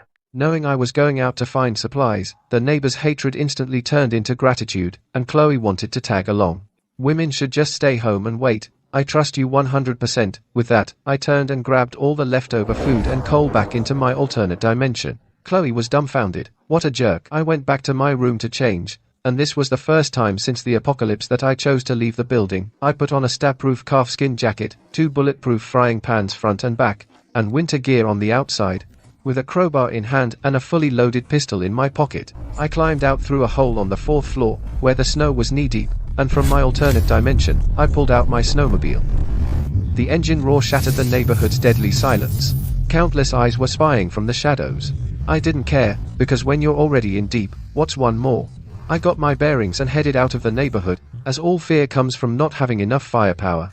First stop, I headed straight to the police station and broke in through a window. Inside, everything was covered in ice and snow, and in the corner, 7 or 8 people were frozen to death. Curled up at their posts, I bowed in silence. Then stepped around the bodies and continued searching, for the apocalypse doesn't believe in tears, only in the barrel of a gun. Got the key. Armory's open. Jackpot. Dozens of pistols, rifles, and a sniper rifle, over 1,000 rounds. And a full set of riot gear. That's enough to arm a whole squad, especially that sniper rifle. Perfect for a dirty ambush. No hesitation, I just stashed it all in the alternate dimension. All cleared out. Time to find food for the neighbors. The nearby convenience store was already cleaned out. I hopped on the snowmobile and headed straight to a place far from the residential area, the Starlight Mall. There should be plenty of surprises left. The Starlight Mall is huge, but most of the food is ruined. Rotten cabbage, zombie meat, and a burst fish tank, even dogs wouldn't touch them. But I still packed 2 big bags. To those starving neighbors, this is a feast fit for kings. Back in the neighborhood, the roar of the snowmobile drew countless greedy stares. From Building 26, Hunter, with half his face burned, stared at my vehicle. With this thing, we could go out and find food. We gotta get it. But he was cautious about my gun, so he didn't try anything. A few of his guys couldn't resist, and sneaked downstairs with knives, ready to ambush me. The residents of Building 25 saw the 2 bags of supplies and screamed with excitement. I pretended to stash the vehicle and lugged the supplies upstairs. Arthur came to help, his eyes full of admiration. You found all this? You're incredible. I scoured the whole city just for this little food. For everyone, I gave it everything I had. He emptied the 2 bags, dumping out rotten cabbage and zombie meat.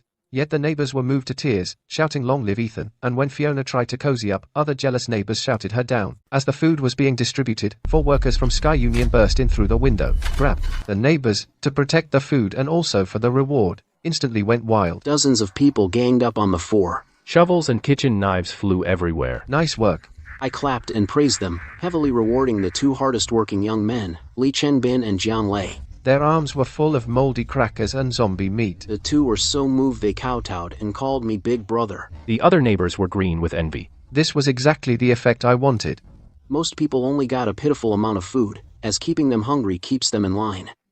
The rich kid Henry slacked off during the fight, so I just tossed him a single candy. This isn't fair. You're targeting me. You want to talk about fairness with me? Are you worthy? Ethan. What about mine? You 2 didn't get any in the first place, making Fiona break down and try to play the emotional card. I'm just messing with you. Look at you now, like a beggar woman. I wrapped my arm around the glamorous Chloe. The contrast was stark. Through Henry's words, I outed Fiona's nickname, Town Bicycle. The whole room burst into laughter. She fled like crazy. Lily still wanted to argue. With one line, "I just hate you," I shut her up, and she wisely complied. Here you go. I tossed Henry a bag of crackers, and he received it as if it were a treasure. He was grateful and loyal, but now for the real business. Myself, Chloe, Arthur, and Mary are excluded. The remaining 43 people are divided into 6 groups for 2-4-hour rotating guard duty. Arthur is in charge of the arrangements, while Mary grumbled on the side. She didn't get the reward, and her eyes showed discontent. But I don't care, as cannon fodder just needs to be useful. Why doesn't Arthur have to pull guard duty? Because he's a key asset. He needs to save his strength. I'm actually looking after my right-hand man. Mary has been complaining about not getting any food. I'm saving the good stuff. I'll have Arthur come get it. A whole case of instant noodles, that'll be enough to shut her up. And make Arthur even more devoted. I got home, took off and hung up the jacket with the frying pan. Then I put on a police bulletproof vest. Chloe tried to get frisky. I patted her butt and sent her off to shower. Compared to women, I'm way more into these guns now. I swapped in 2 police handguns, and studied up on the rifle and sniper rifle. With the internet still working, I quickly learned how to operate them. I loaded all the guns, stored them in the alternate dimension, ready for use anytime. Through the sniper scope, I saw the window locks on the building opposite crystal clear. I smiled. This sniper rifle is perfect for ambushing people. Arthur came over. He saw the whole case by the door of unopened instant noodles. Unopened instant noodles. His eyes got misty with excitement. Arthur, take these and eat.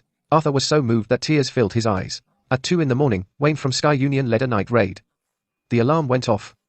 The neighbors, hungry for the bounty, charged out with red eyes. Wayne and his men got crushed. The next day, I had Chloe make oil splash noodles. The taste was just okay, but the homey flavor brought me peace. Of course, the peace came with a camera in the kitchen.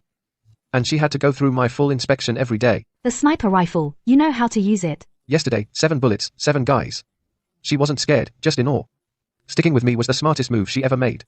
I gave her something in return. This time, I let her keep the kitchen supplies. Initial trust secured. Meanwhile, the Sky Union in Building 26. Hell no, they've got sniper rifles. And endless bullets. Revenge is impossible. I ride out again. This time, my target is the warehouse district in the economic development zone. The mad wolves in Building 21. Wyatt is staring right at me. We gotta get that snowmobile. This is our shot to rule the apocalypse. Everyone wants my ride. But I don't care. Made it to the warehouse district. There's still tons of supplies here, waiting for me to loot. The warehouse district is empty. As I expected, the big shots already moved the important supplies, but in the car warehouse, I found a ton of luxury cars, and heavy machinery, Rolls-Royce, heavy trucks, excavators. Even though I can't drive them now, I took them all. In case they come in handy later. Even just looking at them as models is awesome. Fuel is running low, the snowmobile is a gas guzzler. I go to the largest gas station. But it's completely buried in snow. Impossible to dig by hand. What do? I think of the excavator I just picked up. A 20-ton beast. It crashes onto the snow. Sinks in over 3 feet. Just what I wanted. I've never operated one before, but I picked it up fast. Never went to trade school, but I have an alternate dimension. Start digging. My technique is rough, but the excavator works great. After a few hours of digging, I finally dug through to the gas station. 4 huge oil tanks. 7,000 cubic feet of fuel. All taken, fuel crisis averted. More importantly, I discovered that the excavator is the key to opening the Doomsday Vault. All the buried supplies in the world will be mine from now on. I returned to the neighborhood and used food to get rid of the neighbors again. Li Chengbin and Jiang Lei complained that the enemies didn't dare to come, so they couldn't get the high rewards. Can we go on the offensive? Sure we can. At this moment, Building 25 went from passive defense to a wolf actively plundering, targeting Building 26 next door. Something's off about the neighborhood today. Many eyes are watching us. Normal, a snowmobile means survival. Who wouldn't be jealous? When Chloe and I passed the 13th floor, a bloodshot eye was staring at me through the door crack. Suddenly, Mrs. Miller, missing for a long time, burst out with a knife, screaming and swinging at me. I shoved Chloe away, rolled down the stairs, and pulled out my crowbar. The neighbors quickly stepped aside with fear in their eyes, as this is what you get for pissing me off. Chloe knelt down to wash my feet, and reported new intel. The leader of Building 9, Ruby, wants to see you. She's the pyramid scheme boss, a brainwashing expert, and extremely controlling. Pyramid scheme? A woman who doesn't give a damn about family. I may look down on this cooperation, but for safety during future trips, I'll feel them out. Opening WeChat, besides Ruby, I also saw Walmart's finance director Liam's friend request. One's the pyramid scheme queen, the other's a corporate executive. Now that's interesting. Might as well accept them all. Ruby replied right away. She requested a voice call, which is a no, so just say it. I got no patience. Dealing with a woman like this who's all talk, I can't give her a chance to shine. Ruby's sales pitch totally sounds like a pyramid scheme. Mr. Smith. We provide 76 laborers. You provide snowmobiles and weapons.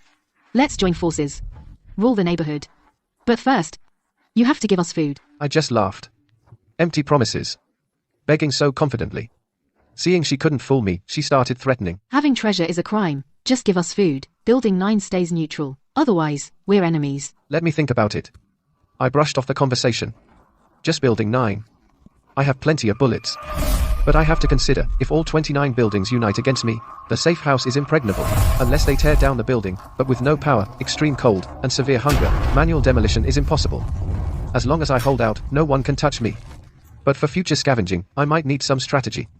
Let's see what that Walmart executive, Liam, has to say. As long as I hide in the safe house, no one can do anything to me.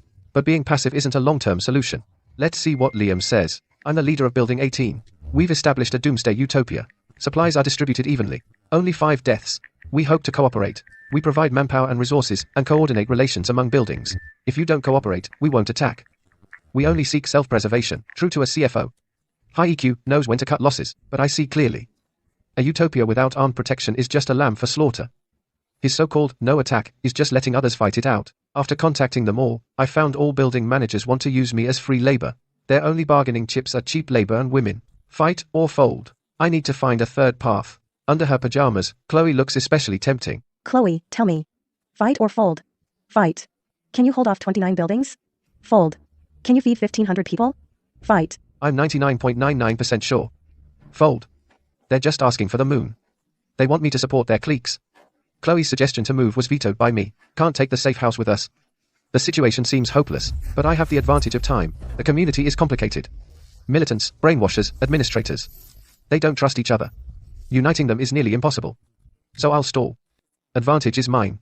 Wait and see. Wait for them to slip up. To prepare for potential threats, I had Chloe take apart a bulletproof vest and turn it into leg armor, helmet, vest, ballistic pants, full gear, and now, time for a pep talk. Other buildings are eyeing our food and will try to take it. Either we give it to them and we all starve, or we fight back. You choose. The neighbors had no choice and were outraged. Kill them. Good. Li Chengbin, Jiang Lei, lead a raid tonight on Building 26, Sky Union. Ethan, you've had a long day. Get some rest, and leave the rest to us. I tossed my phone aside and let Chloe pamper me. An hour later, reports came in. Jiang Lei, nice work. Take tomorrow off. You get an extra large braised pork rice, and the neighbors were green with envy. The next day, I headed out. Passing Building 21, the Mad Wolves. I felt something was off. The whole complex wanted to talk cooperation, but this bunch of hot-blooded kids were dead quiet. Barking dogs seldom bite. Sure enough, at the edge of the complex, a door panel trap sprang up. Watching too much TV. didn't trip me. Instead, it sent their own guy flying. 8 guys charged with knives, but I didn't rush to shoot. I took my time chasing them on my bike. The ones ahead were scared shitless, trying to kill me, then pay the price. The hallway was dead silent. The mad wolves were terrified. Looks like someone leaked info, so I didn't rush in. Instead, I called in everyone from Building 25 to assault Building 21 now. Arthur, come with me. The rest of you, move. Greg raised an objection. An assault now is unwise. Arthur should stay behind. You're telling me what to do? Not a good time to go now. How about waiting until tonight? The crowd starts to agree. Voices of doubt arise. I let out a cold laugh. I lock my gaze on Greg. I remember saying everyone must listen to me.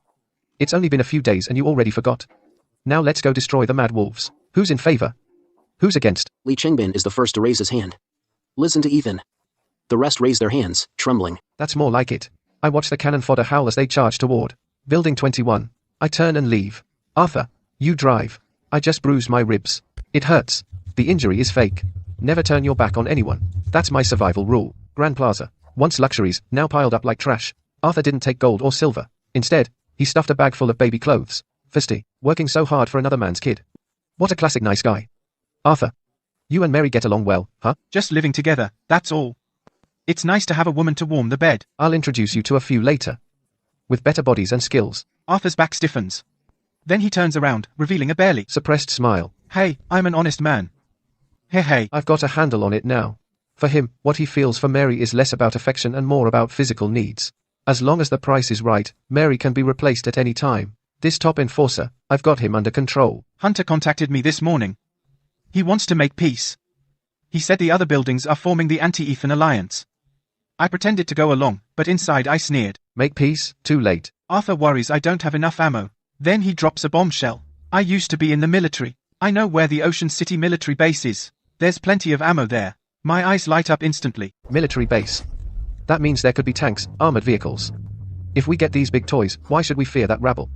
Just steamroll them. It's over 60 miles northwest, probably buried under snow. Gonna be tough to dig out. Digging snow? I'm a pro at that. With an excavator in hand, no snow depth scares me. Let's go. Braving the wind and snow, we head straight for the armory over 60 miles away. Found it. It's that bathhouse. Looking at the sign hinting at hidden treasure, I have to admire Arthur's locating method. From the bathhouse, we finally pinpointed the military base completely buried under snow. Arthur thought it was a waste, and felt guilty, but I secretly noted the coordinates. Next time I'll bring the excavator. This will be my private armory. Then we headed back. In the neighborhood, Li Chengbin and his beaten crew retreated. A Pyrrhic victory. Resentment began to brew. We fought our asses off, but Ethan took Arthur and ditched us. If we keep fighting, we'll all die. Shut up. Without Ethan, you'd have starved. Although temporarily suppressed, this resentment is like a current under the snow, ready to blow any second. Li Chengbin, are you calling Ethan your daddy now? He's using us as cannon fodder. The words cannon fodder struck a nerve with everyone. Leon kept stirring. He gives us junk food, while he's eating the good stuff himself. Why should we die for him? Might as well give me the car, and I can find food too. The crowd chimed in. Greed and discontent festered. Li Chengbin tried to stop it, but was threatened to shut up. To stay alive, he had to stay silent. Arthur and I came back with food. The vibe was tense. Although we handed out rewards, the disdain in their eyes was obvious. Especially when Arthur gave Mary designer clothes. Leon couldn't help himself. Ethan, next time, bring us some clothes too, alright? Preferably, the top-notch kind you're wearing. I sneered to myself. You can't even get enough to eat, and now you want fancy clothes? Oh, sure, I'll definitely help you find some later. That way you'll never feel cold again. I went home. Chloe, wearing an apron, came out of the kitchen. You're back, Master. A nice dinner and a foot bath made me forget the storm outside for a while. Next time, I'll dig out heavy firepower from the military base and I'll steamroll everything. The neighbors have been pretty resentful lately. Watch out for betrayal. Don't worry, I never trusted them anyway. Then do you trust me? You're the only one for me. The one and only. The lie just slipped out. I only love myself, after all. But to keep the home front secure, I had to gaslight her. Worked like a charm. She was so moved, her eyes welled up. After dinner, I picked her up and carried her into the bathroom. Joy shared is joy doubled. Let's shower together. Meanwhile, the neighbors, holding the food I gave them, were huddled at home eating dinner. Man, it's great to be on Ethan's side. We get braised pork rice to eat. Look at Chloe, she even gets to shower. Stop dreaming, man. Ethan is just using us as cannon fodder. He doesn't plan on letting us survive. What else can we do? Might makes right. Though they felt helpless, they came to an agreement. To survive, they had to grovel. Just then, Li Chengbin's phone rang. He looked at the message, his eyes lit up with eerie excitement. Someone was reaching out to him to start a rebellion. The next day, I went alone to the military base to dig. The excavator roared. I dug into the barracks, and it was weird. The blankets were neatly folded, but the place was completely empty, with no bodies at all, and it suddenly dawned on me that the higher-ups, on the night of the disaster, had already relocated. They escorted supplies to the shelter. No one died here, they just evacuated, and in the future, that regular army might be a huge problem. But for now, this armory is mine. I used the excavator to smash the armory door open. Even though the heavy weapons were taken by the retreating troops, what remained was still insane. Several rifles, over 7,000 rounds of ammunition, 1 military sniper rifle, and 50 grenades, plus the firewood I grabbed on the way for attacks. This trip was a jackpot. In Ocean City, I've got absolute military dominance. Back at the neighborhood, I deliberately came back empty-handed, and the neighbors complained endlessly. We've been busy all day, nothing to eat. Why didn't you find more? I laughed, a cold laugh. Lately you've been getting too cocky and taking things for granted, so from now on we go our separate ways, and you can find it yourselves. Ethan, no, that's not what we meant. The crowd went silent instantly. You can't feed people too much. Yesterday they were asking for name brands, and today they dare to complain. Ethan, the motorcycle can seat 3 people, so take us along. Everyone agreed. Their greedy eyes were fixed on my bike, trying to share my power, but dream on, if you're coveting my bike and want to go separate ways. In the residents' group chat, first they cursed me. They called me a devil, a selfish bastard. After cursing, someone asked, if he won't give us food, what will we eat? The response was dead silence. No one wants to go back to eating belts and shit every day. Then the wind shifted. Actually, Ethan is pretty good. It's just human nature. As long as I have food and bullets in my gun, they'll kneel and lick my shoes. And call me merciful. The neighbors missed one meal and finally wised up. We can't live without Ethan. Ethan, please forgive us. From now on, whatever you say, goes. Seeing all that groveling in the group chat, I sneer. Then, out of nowhere, I get added to a group. The group includes Ruby, Liam, Hunter, and Wyatt. All the building managers in the neighborhood are there. The Anti-Ethan Alliance. They're showing their cards. Ethan, we've united all 29 buildings. Here are the terms. First, you must guarantee supplies for the whole neighborhood. Second, hand over the snowmobile for shared use. Third, hand over intel on resource points. In exchange, we won't touch you. I almost laughed out loud. They want me to be their free babysitter and steal my ride. Wait, their bargaining chip is not attacking me. Looks like they know nothing about power. They think numbers alone can win. Sorry, but the firepower I have right now is like a nuke against a knife fight. A total mismatch. Get it? Agree or die. Mr. Smith, a wise man knows when to bend. Only through cooperation can we restore civilization. They're playing good cop, bad cop nicely.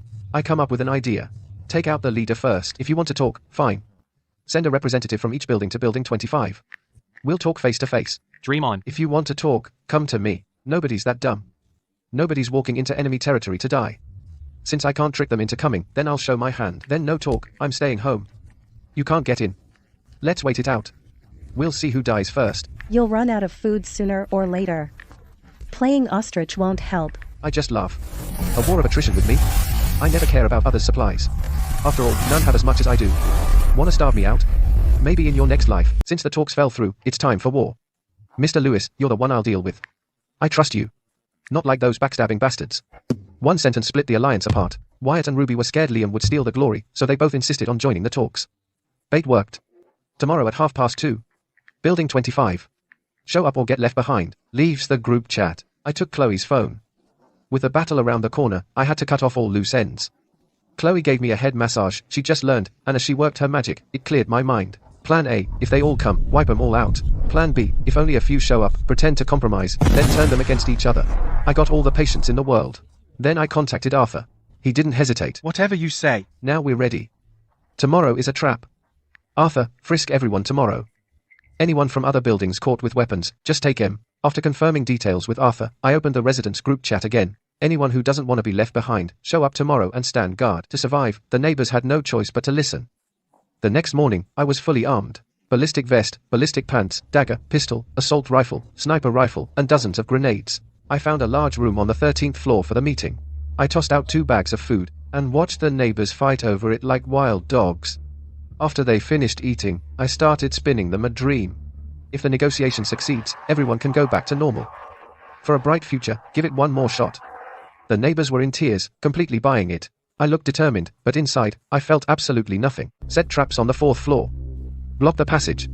Just keep them busy, I can pull back to the safe house anytime. To a bright future. Cheers. Cannon fodder in position. Just waiting for the opening. At 2:30 in the afternoon, a dark tide of people surged in. A full 500 or 600 people. They completely surrounded. Building 25. This was their bargaining chip. An army at the gates. The neighbors guarding the building were so scared their legs gave way. Arthur came out to steady the scene. What's the panic? They want Ethan. You're not even worth killing. You're... The 5 building managers made their entrance, flanked by followers. Arrogance all over their faces. Look at those cowards. They're about to piss themselves. Ethan's probably changing his pants. If he doesn't agree to our terms, it's not up to him. They think they're the commanders, generals leading 1,000 troops. Confident of victory, I sat by the window on the 7th floor, watching the sea of heads below. A cold smile curled at the corner of my mouth.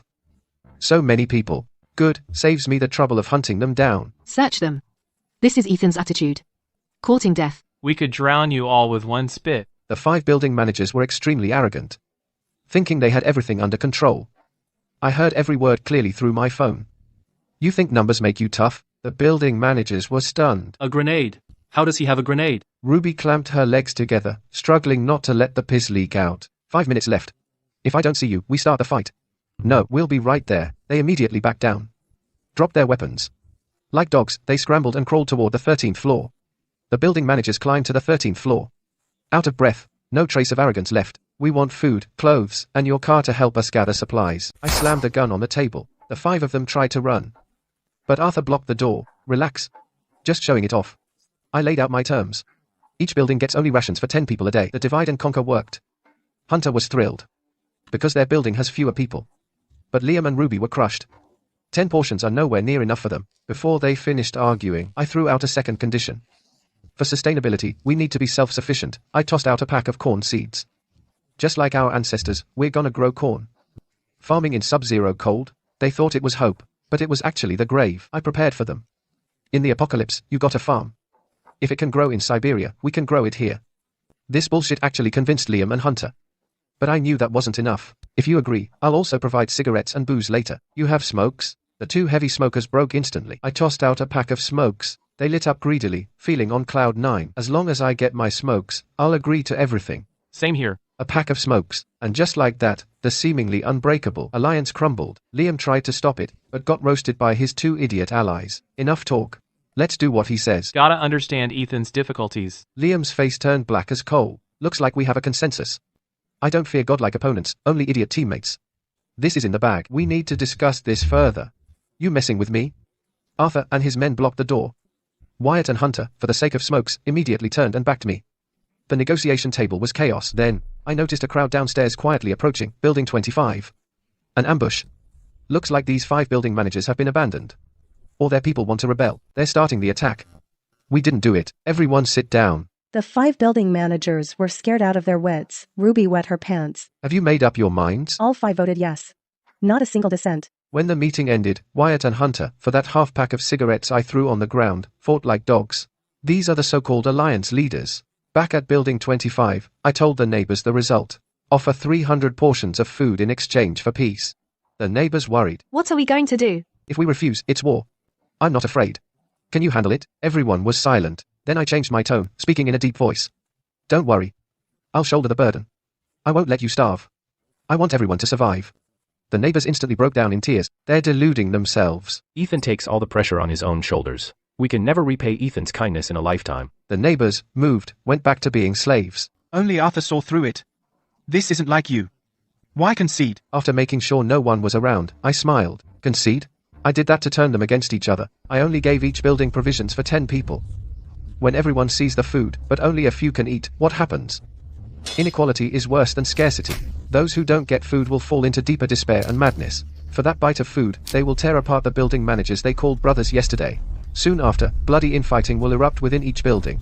I have supplies, firepower, and a fortress, so I can think calmly, while they, driven mad by hunger and cold, have already lost their minds. Even a boxing champion can't beat me when he's starving. Why make them farm? It's way too cold, they'll never survive. After making sure no one was around, I told the truth. This is a war of attrition. Draining their energy, escalating their conflicts. So what if the smart ones figure it out? Fools are always the majority. For immediate gain, they are blinded. They'll cut off their own limbs. Like that self-destructive fool. When I got home, I opened Chloe's door. She was doing yoga while under house arrest. She was smoking hot, utterly alluring. I told her part of my plan. She was happy, because I didn't let her take risks. I can't help you, but at least I can help you relax. She offered herself to me. That was enough. Insurance is just a safety net. Hope you'll never need it. But until then, enjoying the present is nice too. The next day, thousands gathered in the square to shovel snow. The scene was harmonious and heartwarming. Life is looking up. Things are getting better. From now on, we'll all farm together. No more fighting and killing. The building managers hid the truth about the 10-person supplies. Keeping these sheep in the dark. I pretended to go out. Looking back at the fake harmony of the neighborhood, I found it ironic. Dragging 300 portions of garbage food back to the neighborhood, it was getting dark. The neighbors saw the massive supplies. They felt a bit envious. He risked his life going farther for it. The building managers sent lackeys to take away the supplies. Then I handed out food to Building 25. Watching their excited faces, I smiled. See? This is the dawn. We all have a bright future. The neighbors were in tears. They bought it. After settling scores with enemies, we move the safe house and leave here. After a shower, I enjoy Chloe's services. Meanwhile, the mad wolves are going crazy over a pack of cigarettes. All of you better work hard. He reluctantly gave half a pack to his lackeys. The lackeys' eyes filled with tears, as if they'd found a treasure. Food distribution time. Wyatt stares at the bread, swallowing, but he doesn't dare to eat. Xander, you eat first. Sure enough, the building managers are cautious. They have someone test for poison. Hold on, let the bullets fly for a while. The poison test is clear. The building managers hogged all the food. The residents go hungry, dreaming that tomorrow will be better. When they wake up, it's harsh reality. About food distribution, we still need to discuss it in a meeting. You work like crap and still want to eat? Keeping you alive is my greatest charity to you. Conflicts break out in every building. I smile silently by the window. After eating breakfast made by Chloe, I go out to scavenge supplies. Actually, I went to the library. I grabbed a book. In the apocalypse, reading might soothe my cold heart. In the evening, food is distributed again. I look up and notice in front of every building's windows there are shadows plastered all over. Those are countless pairs of longing and desperate eyes staring intently at the food in my hand. Soon, the tipping point is coming. Despair ignites madness. Late at night, the complex turns into hell. Shouts of battle and curses rise and fall. Ruby appears, covered in blood, trying to negotiate again. I'm a female CEO. Let's join forces and build a kingdom. A scammer with no common sense. Get lost. She wants to trade her management skills for shelter. But I don't need a genius. Passing by Building 18, I saw a vision. No killing, no fighting. Liam was leading the snow shoveling. Everyone took turns working, and everything was orderly. How did they do it? We split that little bit of food equally. We didn't want to become beasts. What a noble reason. I turned and left. On the way back, I ran into Wyatt and Hunter. I made them a promise. I'll bring you some premium cigarettes and whiskey later. The sweet talk really worked. The two instantly fell for it. Ethan, you're solid. I misjudged you before. You saved my life. I'll entrust my life to you from now on. On the way back, they convinced themselves. Either they think I'm an honest man, or they think I'm scared. Anyway, they completely let their guard down. I read at the library all afternoon. I was like a patient hunter. In the evening, when supplies were distributed, Wyatt and Hunter came in person. To claim all the benefits I promised, they couldn't wait. Even the Building 1 manager came over to ask for cigarettes. Looking at these greedy faces, I smiled. Greed is contagious. The building managers all asked for cigarettes, chewing tobacco, and whiskey. I pretended to reluctantly agree, but inside, I was sneering. It was time to close the net. Infighting had caused heavy casualties on their side. Dragging it out would only let them regain their strength. Tomorrow, it is. Everything was going suspiciously smoothly. It made me a little uneasy. The mole in Building 25 hasn't been found yet. Were they also waiting for a chance? Whatever your scheme is, I have a gun, and I have a fortress. That's enough. Back in the complex, Arthur guarded me with a stick. Chengbin Li and Jiang Lei flanked me. I glanced at Jiang Lei's tense profile, instinctively took 2 steps back, and retreated to the back of the crowd. The building representatives have all arrived. They greedily stare at the cigarettes and liquor on the ground. I squint and force a smile. Everyone, in order, come get your share. Building 21. Wyatt lowers his head and steps out of the crowd. I bend down to pick up the supply bag. Just as I'm about to toss it, Wyatt suddenly yells, "Now!" The dagger's out. Wyatt whips out a gun. The gun barrel points right between my eyes. A figure lunges from the side like a man possessed. Arthur takes 3 bullets for me. He crashes to his knees in the snow. I jerk my head up. Fangs all around me. Wyatt aims his gun. Hunter grabs the kitchen knife. Even my bodyguard Li Chengbin and Jiang Lei turn against me, charging. This is a carefully planned ambush. Jiang Lei roars. A shovel swings down hard at my head. I awkwardly tumble in the snow, ducking behind a snowmobile. When I get up, I suddenly have a pitch-black assault rifle in my hand. Bullets already chambered. The charging crowd's faces twist from savage to terrified in an instant. Rifle. He has a rifle. Run. Sean, the second in command of the Mad Wolves, sees this from a distance, terrified out of his mind. Run. The underlings scatter in all directions. I ignore them and run straight to Arthur. He's not moving. I can't feel a pulse through my cut-resistant gloves. I grab a syringe of epinephrine and jab it hard into his chest. Building 25, get down here and help. Those stunned neighbors, jolted by my shout, scramble over frantically. Carry him upstairs. Shaking with fear, the neighbors lift Arthur. Just got to the 7th floor. Mary ran down crying while holding her baby. Honey, if you die, we'll be left all alone. How are we supposed to live? You took a bullet for someone to show loyalty, but is that fair to us? Not a word about me, but it's all about me. She's reminding me that Arthur is dying because he saved me. I have to take responsibility. I don't have time for her crap. Shut up. If you want him to live, get out of the way. I had someone carry Arthur into the 24th floor living room. Then I kicked everyone out. And locked the door. I rushed into Chloe's room. Are you hurt? Arthur got shot. Quick, save him. Chloe instantly snapped into doctor mode. She rushed to the living room to check his wound. Hemorrhagic shock. His internal organs are damaged. He needs surgery immediately. I have the equipment. I opened the guest room. He waved his hand, and a portable sterile operating table, surgical light, drugs, and equipment instantly filled the room. Chloe was stunned for a moment. Then she immediately began giving orders. We need a blood transfusion. Check his blood type first. I took out the test strips. The surgery began. I was kicked out of the room. I lit a cigarette. My hands were shaking slightly. If it weren't for Arthur at that moment, I was too careless. From now on, I'll never let anyone get close again. As for those building managers who fled, the real show is just beginning. Ethan, is my husband gonna be okay? Don't worry, Chloe's here, and I'll do my best to save Arthur. If anything happens to him, I don't want to live either, but I'm not biting, and my eyes go cold. She sees I'm not falling for it, so she grits her teeth. She shoves the tightly wrapped baby straight into my arms and says, Ethan, please, for my husband's sake, if he passes away, take care of his child for him, I beg you. Mary, I'll do everything I can to save him. I block it with my hand, and shove that burden right back at her. What if you can't save him? I'll do my best. What if you do your best and still can't save him? I stare into her eyes, my gaze cutting like a knife. Don't worry, I will definitely do my best, and I believe you want Arthur to be okay too, right? Mary is taken aback by my retort, her eyes flickering. Of course, I hope my husband's fine. Mary, go back, we're about to operate, and you can't help. No, he needs someone with him right now, so I can't leave. I held back the urge to shoot. Saving people is what matters. I turned and opened the armored door. The heavy door swung open. Warm air rushed out of the room. For Mary, who'd endured a month in the freezing apocalypse, this room was paradise. Mary scurried into the room like a mouse. Once inside, her eyes quickly locked onto the water dispenser in the corner. Before I could say anything, she grabbed my cup from the table, filled it with hot water, and downed it in one go. Hot water tastes amazing. She wiped her mouth, looking blissful, then turned to the baby in her arms. Then she said something that made me want to kill her right then. Ethan, do you have any baby formula? What did you just say? The baby needs to drink too, you know. My husband loves kids, you know. Come help, or get the hell out now. Mary didn't dare say another word. She dropped the cup and rushed over. Do whatever it takes to save Arthur. Just speak up if you need any meds or equipment. Chloe is a professional after all.